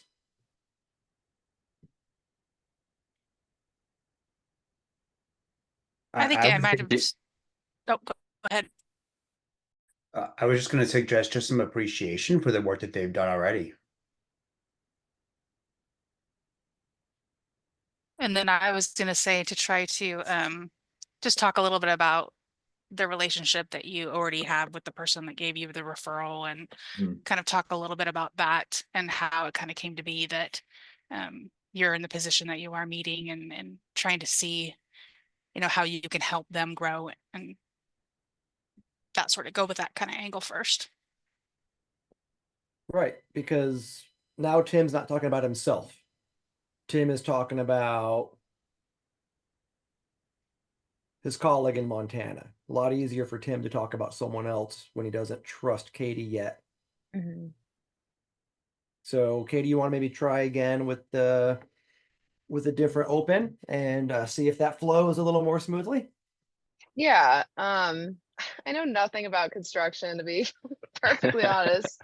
So yeah, just I guess asking like, or explaining like, Well, could I interrupt? yeah, Could we just like pretend that this is an accounting referral? Just Sure. so it's easier on Katie. I don't blame her. That would be a hard thing to jump Perfect. into. Let's do that. So Okay. let's Accounting just referral. pretend, like, take everything Tom shared. I don't know. I guess I run a business. Well, what's your main kind of business, Katie? Like, what's the main service line that you guys we'll go would with tax. sell or grow? Yeah, What's so that? tax services. All right. So yeah, I run a similar business to one of your big clients in Montana. And Perfect. that guy I went to college with, and he recommended that we have a conversation. And so Awesome. now, yeah. How Okay, about that helps me a little bit. Now I could visualize a little bit better. Way to make it easier, Tim. I like it. Yeah. But yeah, nice to meet you, Tim. I'm really glad we got to be able to meet. I've worked closely with I can't get the name Casey. straight. Yeah, I was gonna say Casey, and then that didn't sound right. I really like Casey. Very awesome person. We have a ton in common. We like to talk about some reality shows and stuff like that. Uh, I get to meet them a couple times a year. So yeah, how do you know them? Yeah, so we went to college, and we have similar businesses actually. So we still have a lot in common, and just sharing a lot of our business challenges and growth objectives. We're just in different states. Nice. Yeah, we actually have a decent amount of knowledge in your area. That's one of our areas of growth that we're working on. To what extent do you know about the project I helped Casey on, just so I can kind of help Yeah. go forward? Yeah, she is Casey a female or a male? I know I It's a couldn't male, decide. but I you don't know. can It's have always it either way. Casey's the guy. We're going with the guy. Yeah, he told me that you know, the tax work that you guys do for him and some of the pain points that you've solved for him, he knew that those are things that I've expressed in conversations, that we've had a hard time finding a partner that we've been real pleased with. It has been a challenge, so you know, it definitely he had shared a lot of what they do that you guys have done for his firm, and certainly things that I know we have historically had challenges finding a good partner to handle those things for us. Awesome. Yeah, that's pretty common, developing that relationship, especially when you want kind of a more of a partner rather than someone who's just doing work for you. That's pretty common in our industry. And yeah, great that the projects are similar. That kind of gives us a baseline of what the proposal would look like, how we would strategize that. I know.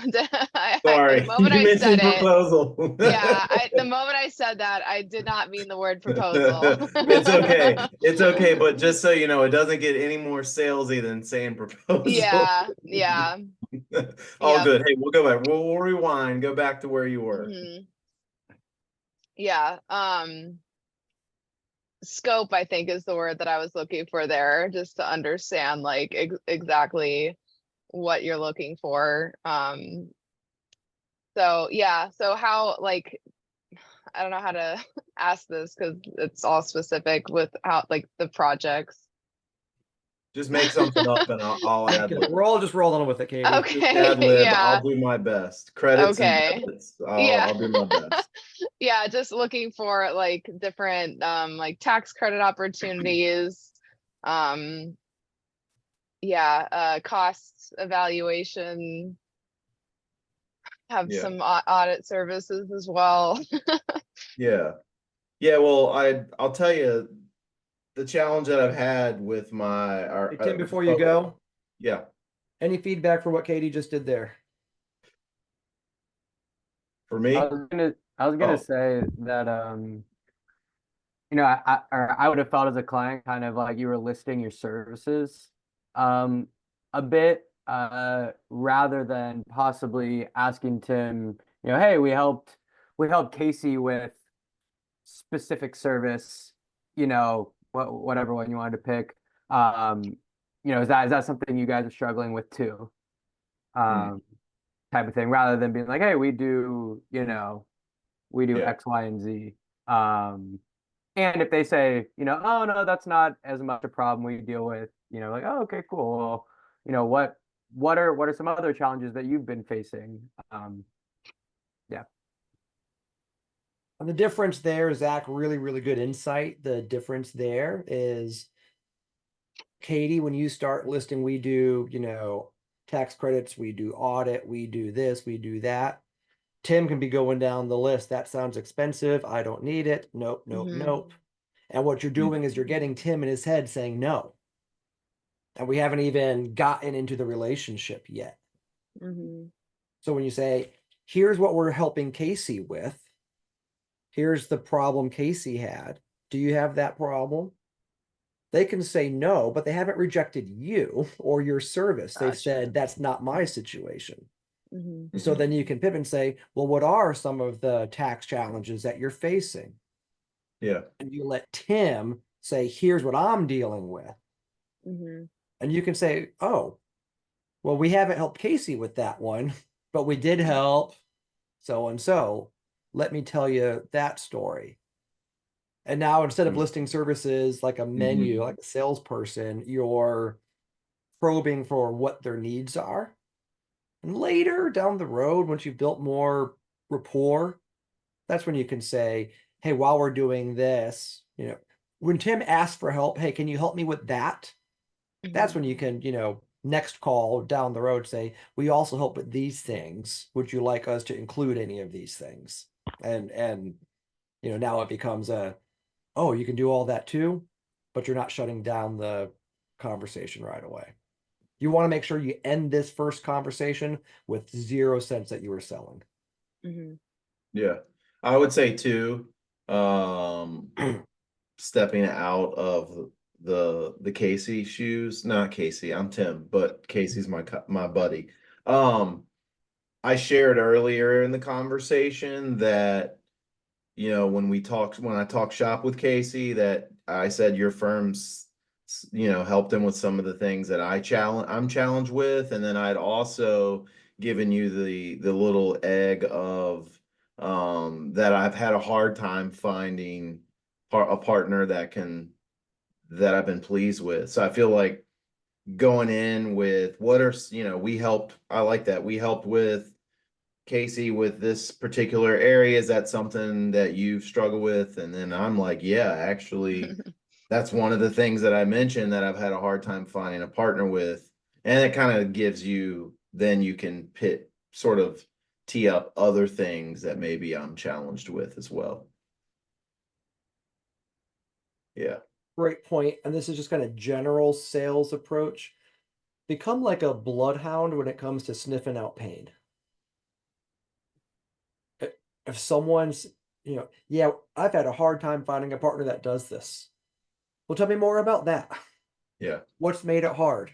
What has your Mhm. current partner done that has, let you down? Or what haven't they done that you felt like you needed?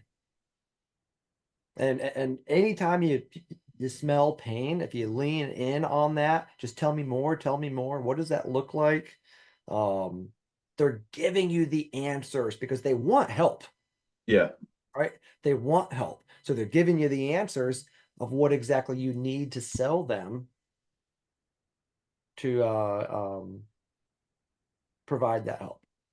I'll just say too, as someone that is on the sales side, I found that people that really don't want to buy anything from you will give you subtle drops to tell you that they're not interested without telling you they're not interested. And people that have interest in buying from you will give you those little drops that you should be able to listen for and pick up on to probe, to dive further. It really is. Usually people try to make it really clear. They're just giving you a courtesy conversation because Casey's their good buddy from college and they really could care less about Katie and her accounting firm, or they actually have an interest in, but they want to build a rapport, right? Like the person being sold to, they want their trust earned. So I think you earn it when you actually dig into their challenges and problems versus just going right to sort of, here's all the ways we can help you, because that's what everybody else does, right? So I don't know, that's just my 2 cents about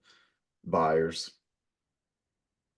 Well, I And think also you talked about, you've had a hard time finding partners. Well, what about that has been hard? What have you been challenged by? Is it organizations that don't meet your needs? Do you not trust the people or like the people that you're dealing with? Trying to almost get that bit of nugget so you can kind of steer that conversation around Yeah. at some point how you're different, how that's Yep. not a problem with you. Yeah. a Tim might respond in that situation. Yeah, my current partner, every time I talk to them, they're trying to sell me R&D tax credits, and I'm sick of hearing about it. Yeah. And then, oh, good thing I didn't bring the brochure that lists R&D tax credits, right? Yeah. When I was Sydney too, that's a really good point. And it's also, Katie, an opportunity for you to use your work with Casey's company as the backdrop of how you solve problems, because, I've got an emotional connection to my buddy Casey. And so when you use his company as that example, since that's where the referral came from, I think it just adds more credibility and builds more trust and rapport, as you're talking through, how you can solve some of my problems. So do we want to pick up on where we'll go back to where on this? I'm looking at the chart. How about we do this? Zach, do you want to start from the beginning? Sure. All right, so what industry am I playing now? Yeah, that's a good question. Man, I had all kinds of accounting stuff in my head figured out. I was digging deep. I was trying to make sure everyone has a chance to No, that's fine. Yeah, play here. Zach, stick with accounting. We're gonna pick the torch up. All right, we'll try it out. And Katie, feel free to tag team with Zach and feed him some lines with accounting lingo if needed. Cool. Well, Tim, great to meet you. You know, it was very, very cool that you know, Casey referred for me over to you. How you and Casey know each other? Yeah, we're buddies from college. Started our companies, very similar companies, just happen to be a state apart. Are they state apart? 2 states Yep. apart? I don't know my Yeah, geography. state and a half. Okay, No. state and a half apart. That little sliver goes up there. Okay. Yeah. Nice. No, that's super cool. Yeah, we've loved working with Casey and his team over there. Has he told you at all about like the project that we were helping them with? Yeah, a little bit. We'll talk shop, and sometimes accounting firms will come up, and I know he's always had really good things to say about the work that you guys do and how you've helped him with some problems, some similar problems, honestly, that we have here, especially with tax advisory.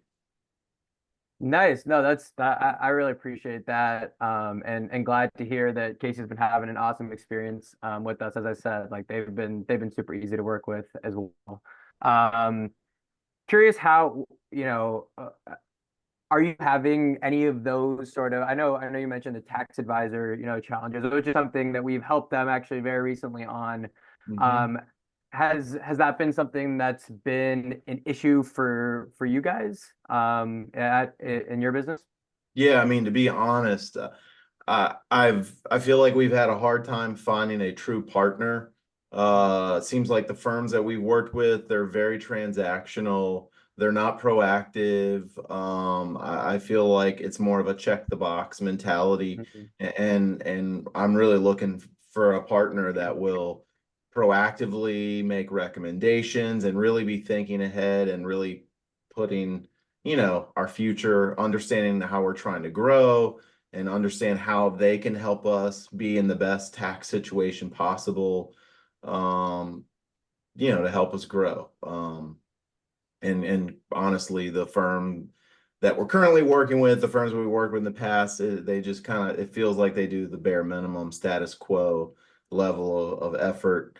And I'm just not getting that strategic outlook that I'm looking for in a partner.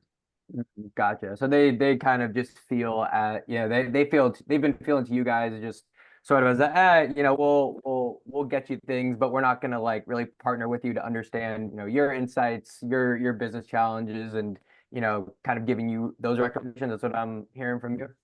Yeah, I mean, they said all the right things. They said all that Sure. early on, but it seems like once we actually get going, they just sort of put it into cruise control, and I don't really feel like that I'm getting that true strategic tax advisor was expecting.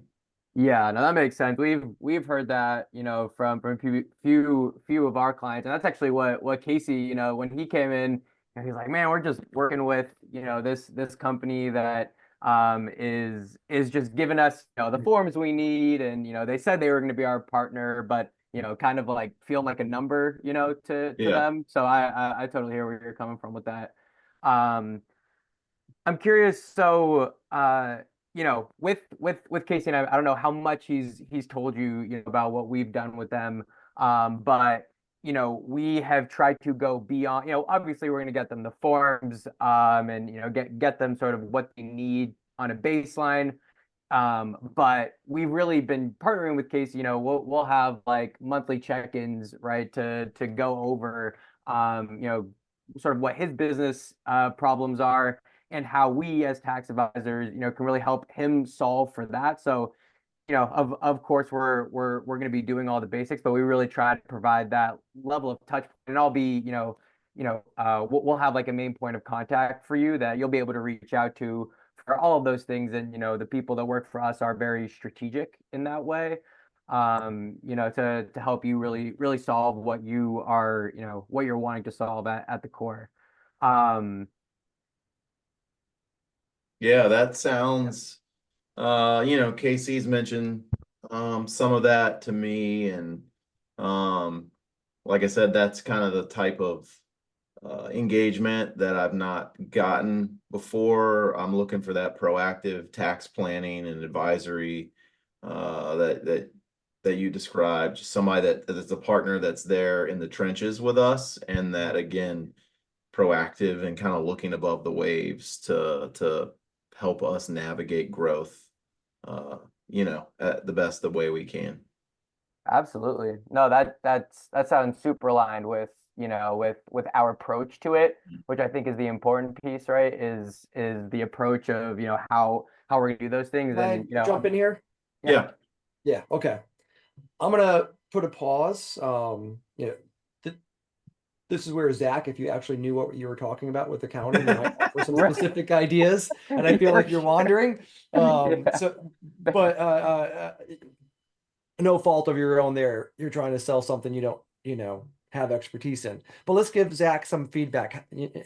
I think if Zach had been able to give a very specific tax strategy, that, a reference example, I think Yeah. Tim would have been like, yeah, I'm ready to talk more.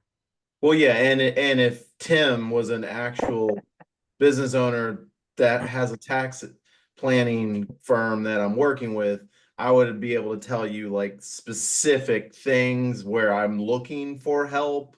So yeah, I think it's twofold. But I would say generally, yeah, if Zach knew his stuff and I gave him something tangible, the general approach I think was good. Again, I think the more you can paint a picture of how you helped Casey, the less like selling it is because again, you're only there because of Casey. So when you can reference Casey and the work with Casey, it doesn't feel like you're selling. You're just kind of helping me understand how you've helped my buddy with similar challenges. I really like the way that he acknowledged how appreciative he was of Casey, what Casey's feedback had been. I mean, that's kind of important in building a relationship.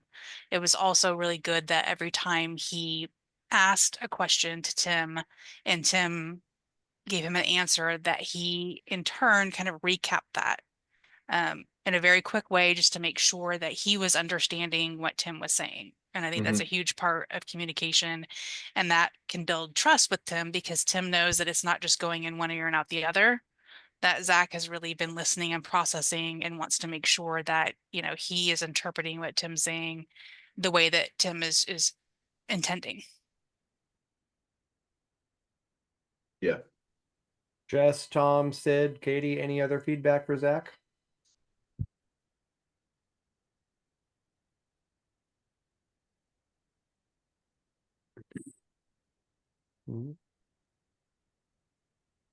So CSM or CXMPs and CXMP candidates, you're learning and building these skills. This is a workshop you hopefully are able to bring back to your team and provide coaching. Did we do enough practice that with what you heard today, you feel like you can listen and provide some coaching and guidance?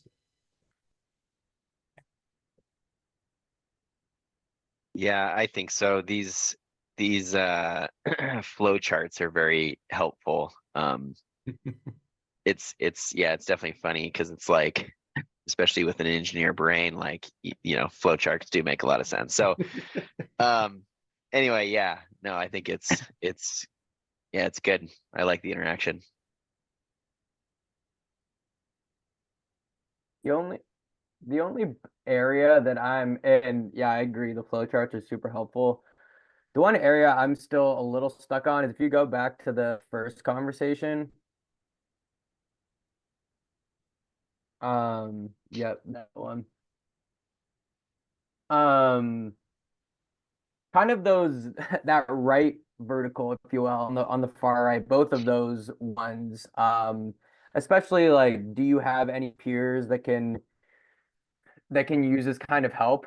I'm struggling to figure out what is a good way to say that without feeling like you're mining for referrals. Because that, yeah, I don't know, that's the one part that still feels a little inauthentic to me, in which someone who has, you know, done referrals themselves or gives referrals, they'll be like, okay, they just want a referral, you know. So I'm, yeah, trying to see how to do that part. Who wants to answer, Zach?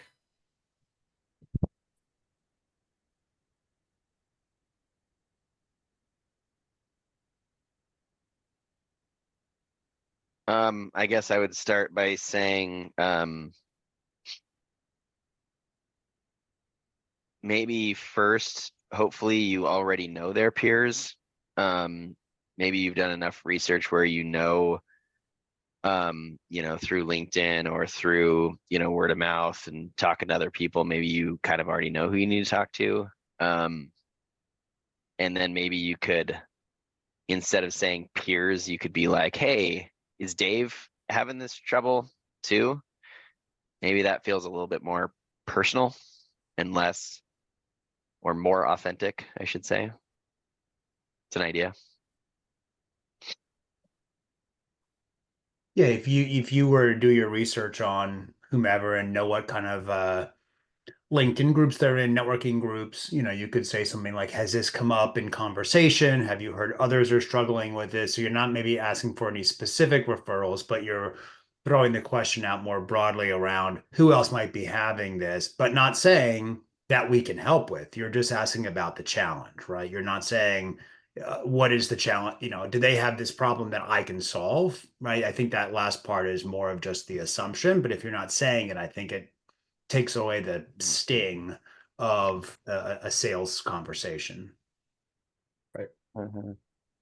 And I think the way I phrased the question was maybe a little too disconnected. So good feedback. I've changed it now on both the slide and the mural. And really, it's, do you have any other peers that are facing a similar challenge? What I meant by that needs similar help, it's need help solving the problem we just talked about. Mm-hmm. But I could see how the way I phrased the question was kind of one step further down the line. Really, the root question is who else has a similar challenge. Right. And to Tom's point, like if you know someone specifically that maybe is a mutual connection already, you can ask like, hey, we just saw Sid at this like, do you know if Sid is, that they talk, a lot or whatever, like if he's facing a similar challenge. But yeah, Sid, I like your point too. Like it can be more of a the more general, I guess, you get with it, the more open-ended maybe their mind could be about who's having that challenge, and also it seems a bit less salesy. But I guess the other side of that coin too is like maybe it doesn't give them enough context to really come up with a person. So just trying to figure out that balance there too, of trying to keep it broad because it's less salesy, but also giving them enough context where they're like, oh, okay, actually, yes, like Tim's the guy that I should connect you with. Right. And the reality is all of this is really stilted, weird, and awkward when we're role playing. And for sure. It's going to be a lot more natural than human when you've had, the chit chat and you find your common ground and connection and you talk about the sports scores or, whatever it is, For sure. And certainly, what's interesting is I have found the more introverted people often tend to be better at this because they're less likely to overtalk. Mm-hmm. And when you get nervous, you tend to overtalk. Extroverts in particular will just blah, blah, blah, blah, blah, and not leave any room. One of the things that I thought Zach did specifically well was every time it was Zach's turn to talk, he phrased it in the form of a question. And if we go back and look at the script, I'm going to think almost everything Zach said was a question.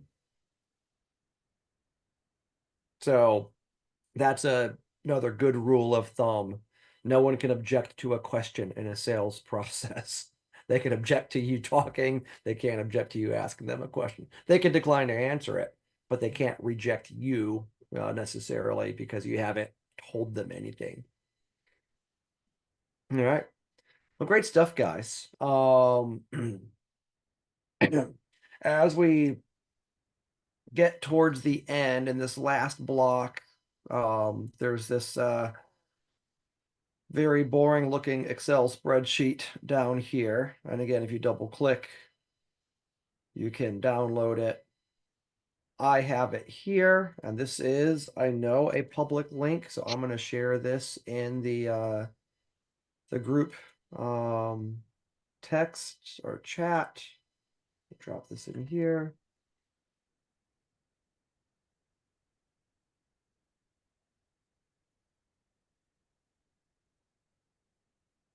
So this process works best when you have a kind of a core team of 10 to 20 people.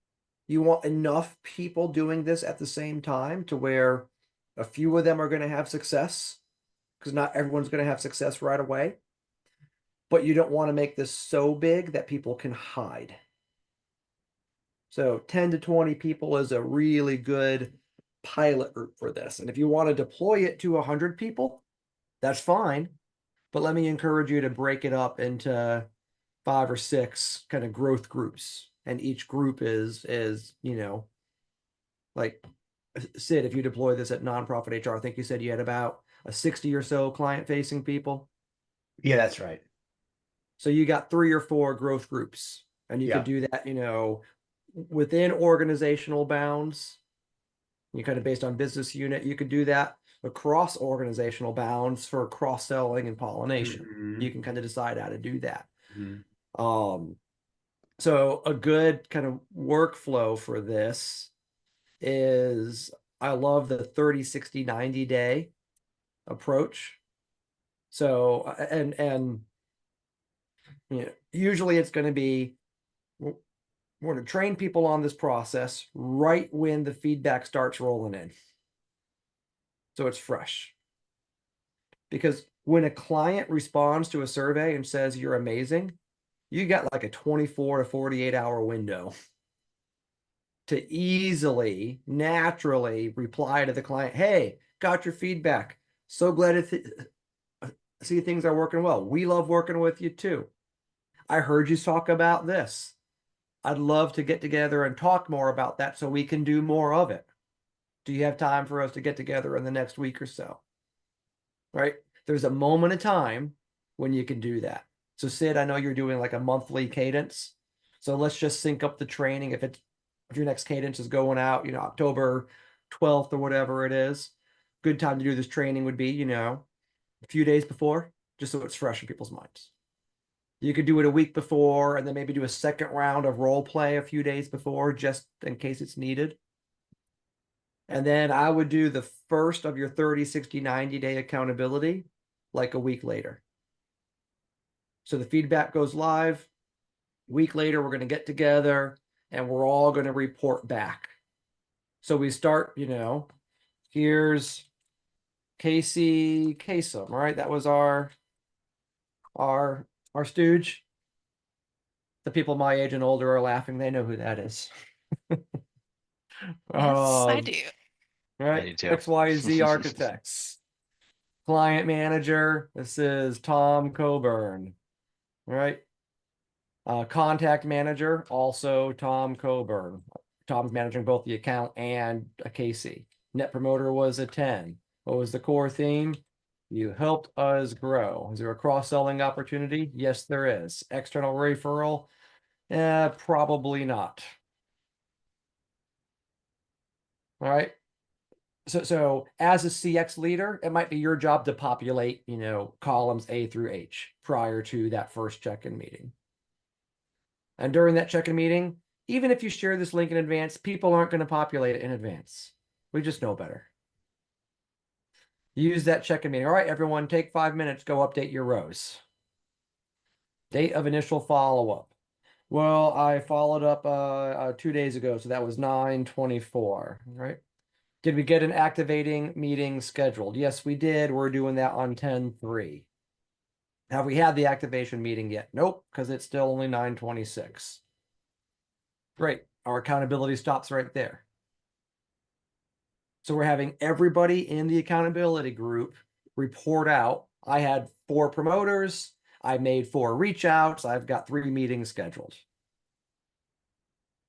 And by doing this in public inspection in these small groups, it's not so big that you're publicly shaming to the whole company. I also, Sid, how long would everyone have to sit on a meeting for 60 people to go through and report out? 15 people, you can run through that inside of an hour.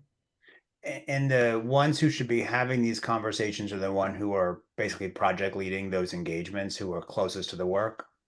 Usually whoever sent the survey is the one who's going to have the conversation. Okay. Not always, but usually whoever sent the survey is the one it's either whoever sent the survey or their leader, if their leader is really driving the business development. Yeah, and what I made a note of is I need to check to see if we're asking about NPS anytime other than at client churn, Mhm. which I'm not sure we are. So I need to check on that first, because sometimes some of this is going to be irrelevant if it's past clients, or it might be a little bit different. Let's say not irrelevant. I think end of project, Sid, unless you've changed We really haven't I think changed so. much. Yeah. I think at the end project one. Project closeout. Yeah, It's usually project closeout should have it. closeout. Yeah. Yep. And this also works even for your non-NPS questions. You can look at a survey response, and if all the scores are exceeds expectations, they write this glowing review. You don't need an NPS to know that you got a raving fan right there. Right? So you can no NPS, but CFT scores were glowing, right? I mean, you could, don't let rules get in the way. So that's what we're doing here. We're driving the accountability. Did you follow up to the feedback? Did you get the meeting scheduled? Well, then our next round, 3-4 weeks later. All right. What was the outcome of those meetings? Did you get a referral? Was a referral meeting scheduled? This is where that kind of 30, 60, 90 day comes from, because it might take a little while to have the first meeting, might take a little while to have the referral meeting. What was the outcome of the referral meeting? What's the potential opportunity? And this part right here, these last 3 columns are huge. Do this. Don't ignore it. What's the potential opportunity? What's the potential value of the opportunity? Well, if this is a $400,000 opportunity, and what do you expect our win rate to be on this? Well, if our corporate win rate's 30%, that's kind of a floor, right? If it's a really great referral, we had a great meaningful conversation, maybe we say 40%. And let the math work out for you. So at the end of 90 days, are you going to close that $400,000 within 90 days? Maybe. Maybe not. But what you're doing is at the end of 90 days, you can sum this column and have a pretty reliable kind of weighted probability of the ROI of the program. So Sid, you forecast, I think, what, $750,000 in new sales. So there might be $1.5 million in opportunity in the pipeline. Right. To get to that number, the back end. And it's not all going to close in 90 days, but what this lets you do is go to the board and say, board, here's what we're going to do. I need your support. So I need some time from the people. It's, they're going to go through, 4 to 6 hours of trainings, workshopping, accountability meetings, plus the business development time, actually talking to clients, having meetings. So over the next, kind of 30 days, we're going to plan probably 4 hours a person. That's time.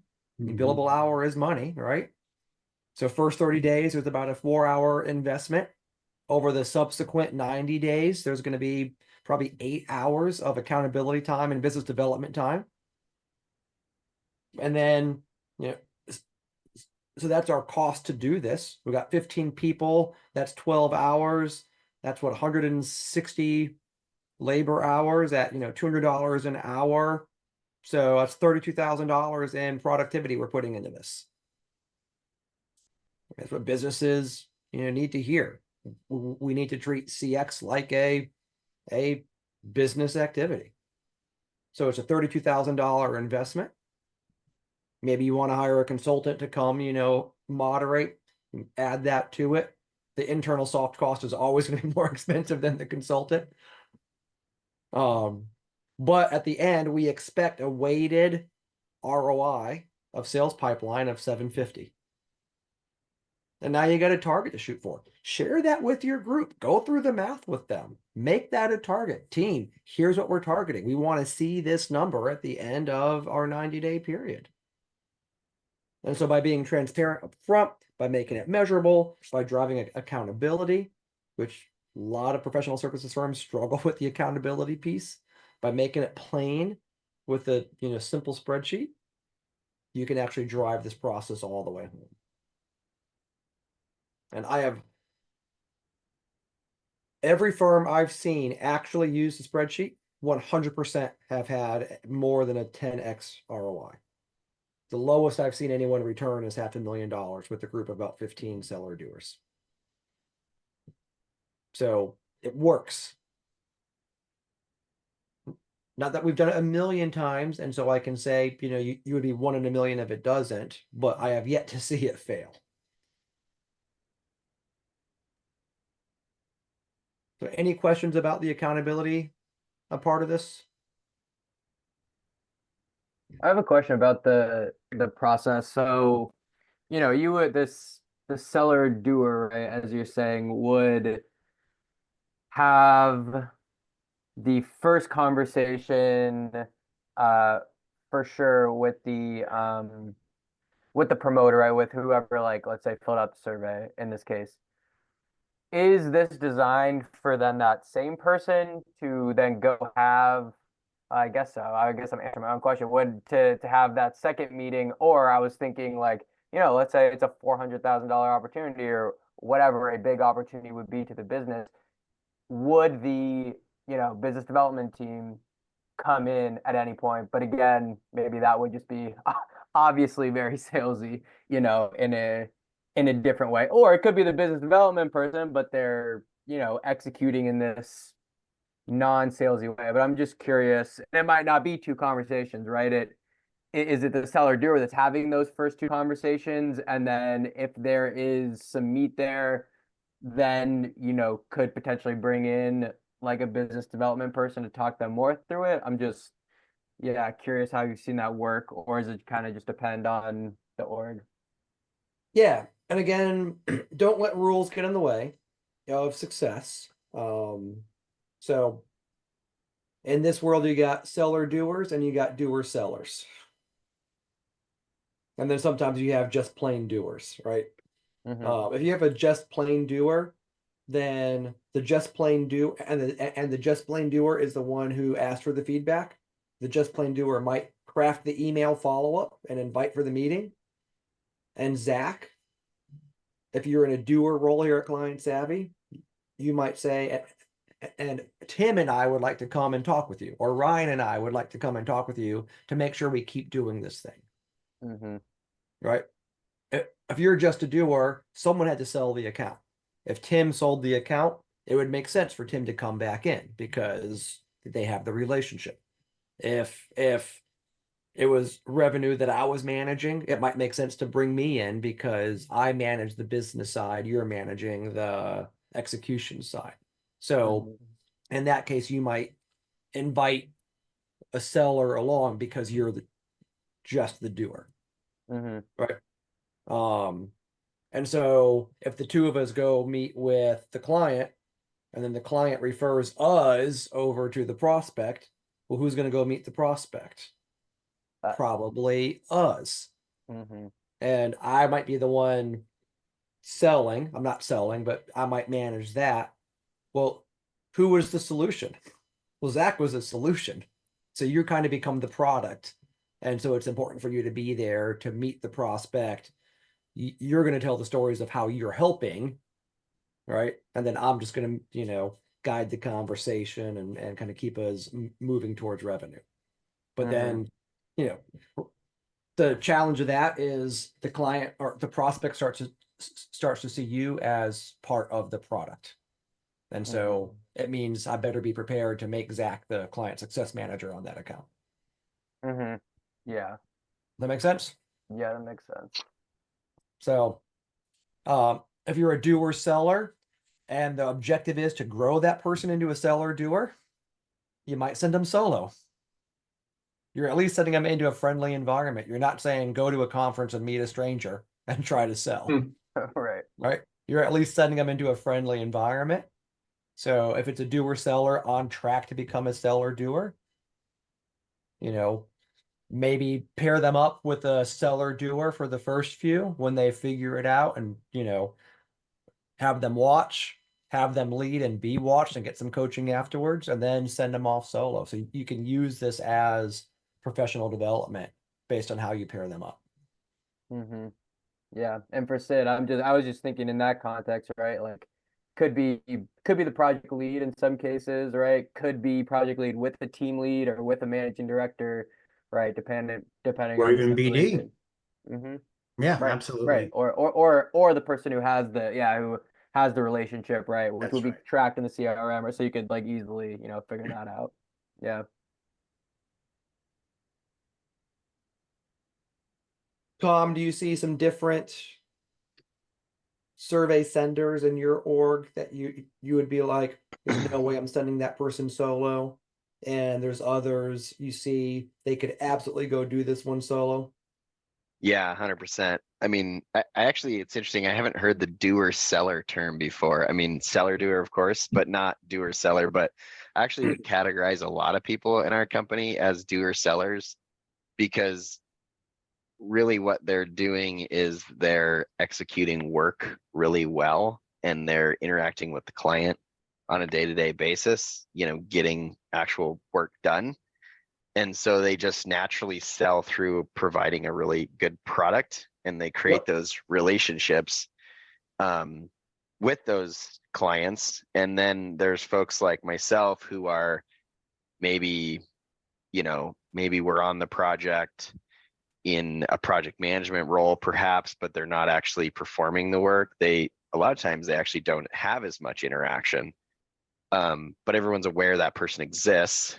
And you know, that person is most often a seller doer. They're usually a seller first.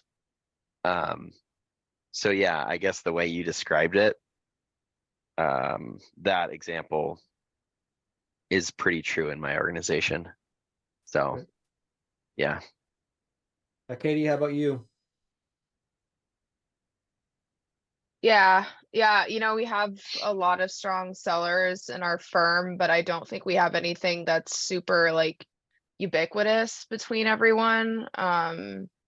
So yeah, I think this kind of gives some good structure that we need, and we've been learning that we need some more formal process as we go through this CX journey. So yeah, this is a good framework, and it'll be helpful. Right. So as we run towards the end here, let me just check in with everyone. Jess, what was the most valuable thing that you took away from today? I think like some of the role stuff, just for being on like the sales side, really kind of resonated with me, I guess, Right. Pam, how about you? I would say it's similarly the same thing. I'm not in sales, so but just kind of see how one thing can branch out so easily to others, you know, um, in terms of referrals, and how to frame that in a way that builds the relationship and makes the connection deeper, as opposed to just trying to be in somebody's face and sell them something. Sid? Yeah, and Zach will not be surprised by my answer, but it's I like the formality of the accountability checklist, right? The spreadsheet you went through at the end, and really putting your you're putting detail around what for some is a very unnatural conversation, but when you break it down into we're really just talking about what we're doing, right? It's not so scary. Yeah, because we love talking about that. We're just shifting the context. It's not about us, it's about my client. Yeah, And that's how I'm telling my story about what I'm doing. that's right. Katie? Yeah, I also really liked the referral conversation guide. It kind of makes it easy to have a prompt essentially that you can follow along with to make sure things are being done consistently and we're selling without selling consistently. Yeah, I think that really helps kind of visualize how this process would look in an ideal world. Right. Tom? Yeah, I'm kind of in the same boat. I guess the flow chart of the referral conversation makes a lot of sense to me. And it's funny, I think I kind of naturally gravitate towards that, making sure that I'm consistently focusing back on them. I sort of know that rule and have known that rule for a long time. But I also find myself off track at times. And the fact that you said don't bring a sales brochure, I was guilty of that earlier this week. So just saying.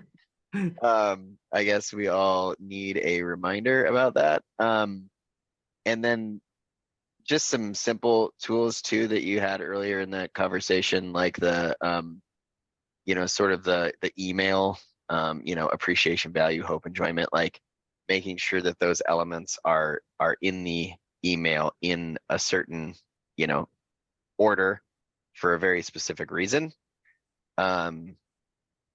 is really just helpful insight. So yeah, I appreciate that. Zach? Agree with what's been said.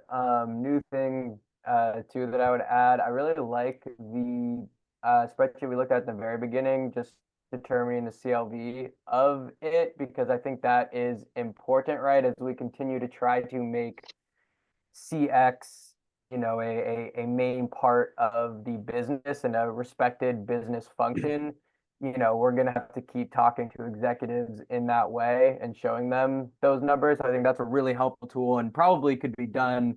And I'm sure you have, some of those types of formulas for other CX related, function. It's very helpful to have something like this where you can plug and play and be like, okay, here are the factors that are then impacting the bottom line here. And like, okay, well, if we, know our response rate impacts this, client lifetime value by this much, because then we'll be, uh, you know, uh, um, recognizing more promoters or uncovering more promoters, right? Uncovering more raving fans. And okay, how can we, what are some strategies that we can, sort of work that lever and drive our response rate up, right? So I think it's very cool to see that and to make the business case very easy, and be able to get CEOs or whoever we're talking to, to be like, okay, yeah, this is worth trying out.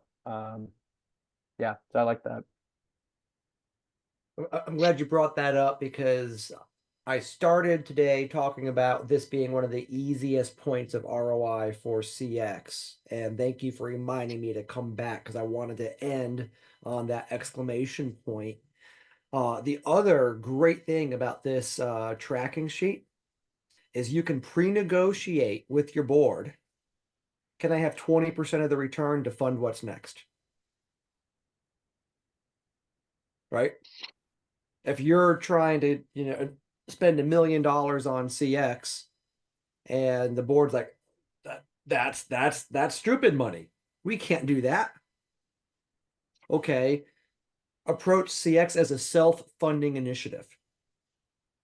I need a sliver of it to go create enough value, and we're going to return most of the value to the business, but can I capture some of that value to fund my next 3 or 4 initiatives?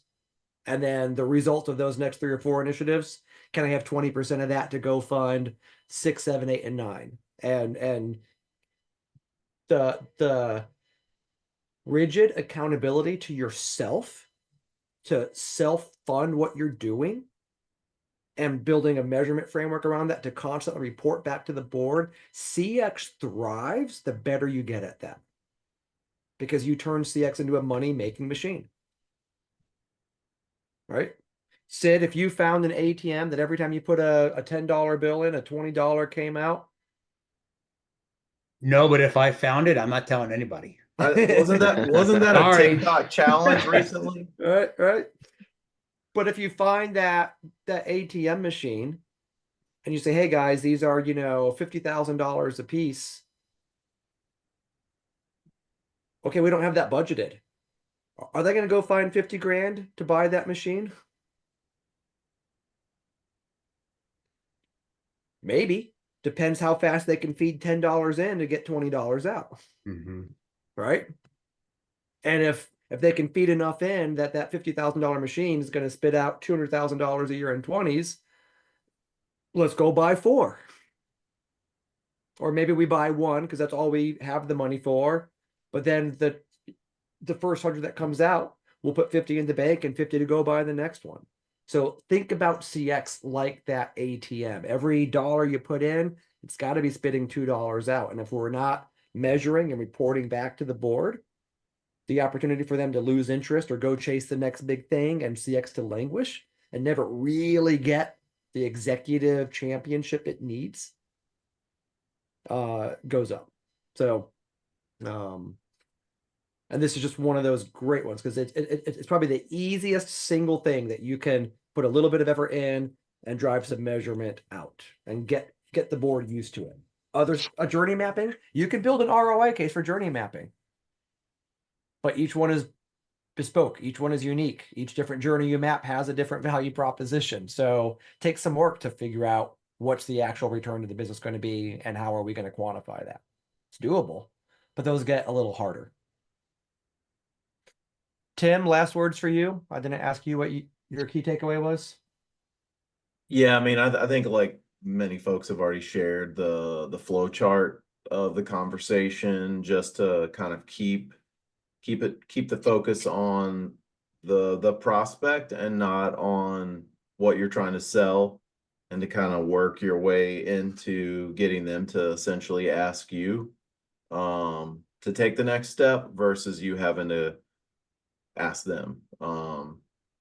I really like that. And I think the role playing, while difficult for anyone that, didn't know that particular business they were representing, the general idea, I think it's helpful just to take a stab at that.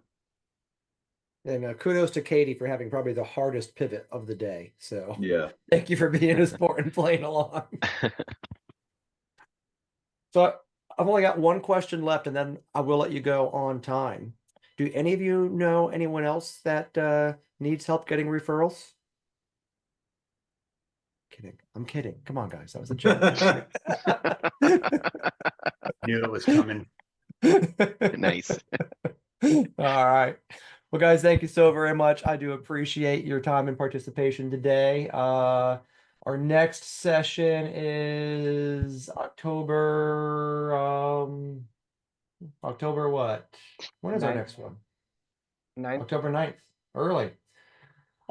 Creating a CX charter. So that's a great one for anyone who's trying to get CX off the ground or really try to, a CX charter is kind of like a branding initiative. Like, what's our why? Staking your flag in the sand and saying, here's what we're doing, why we're doing it, and getting the organization rallied around that point.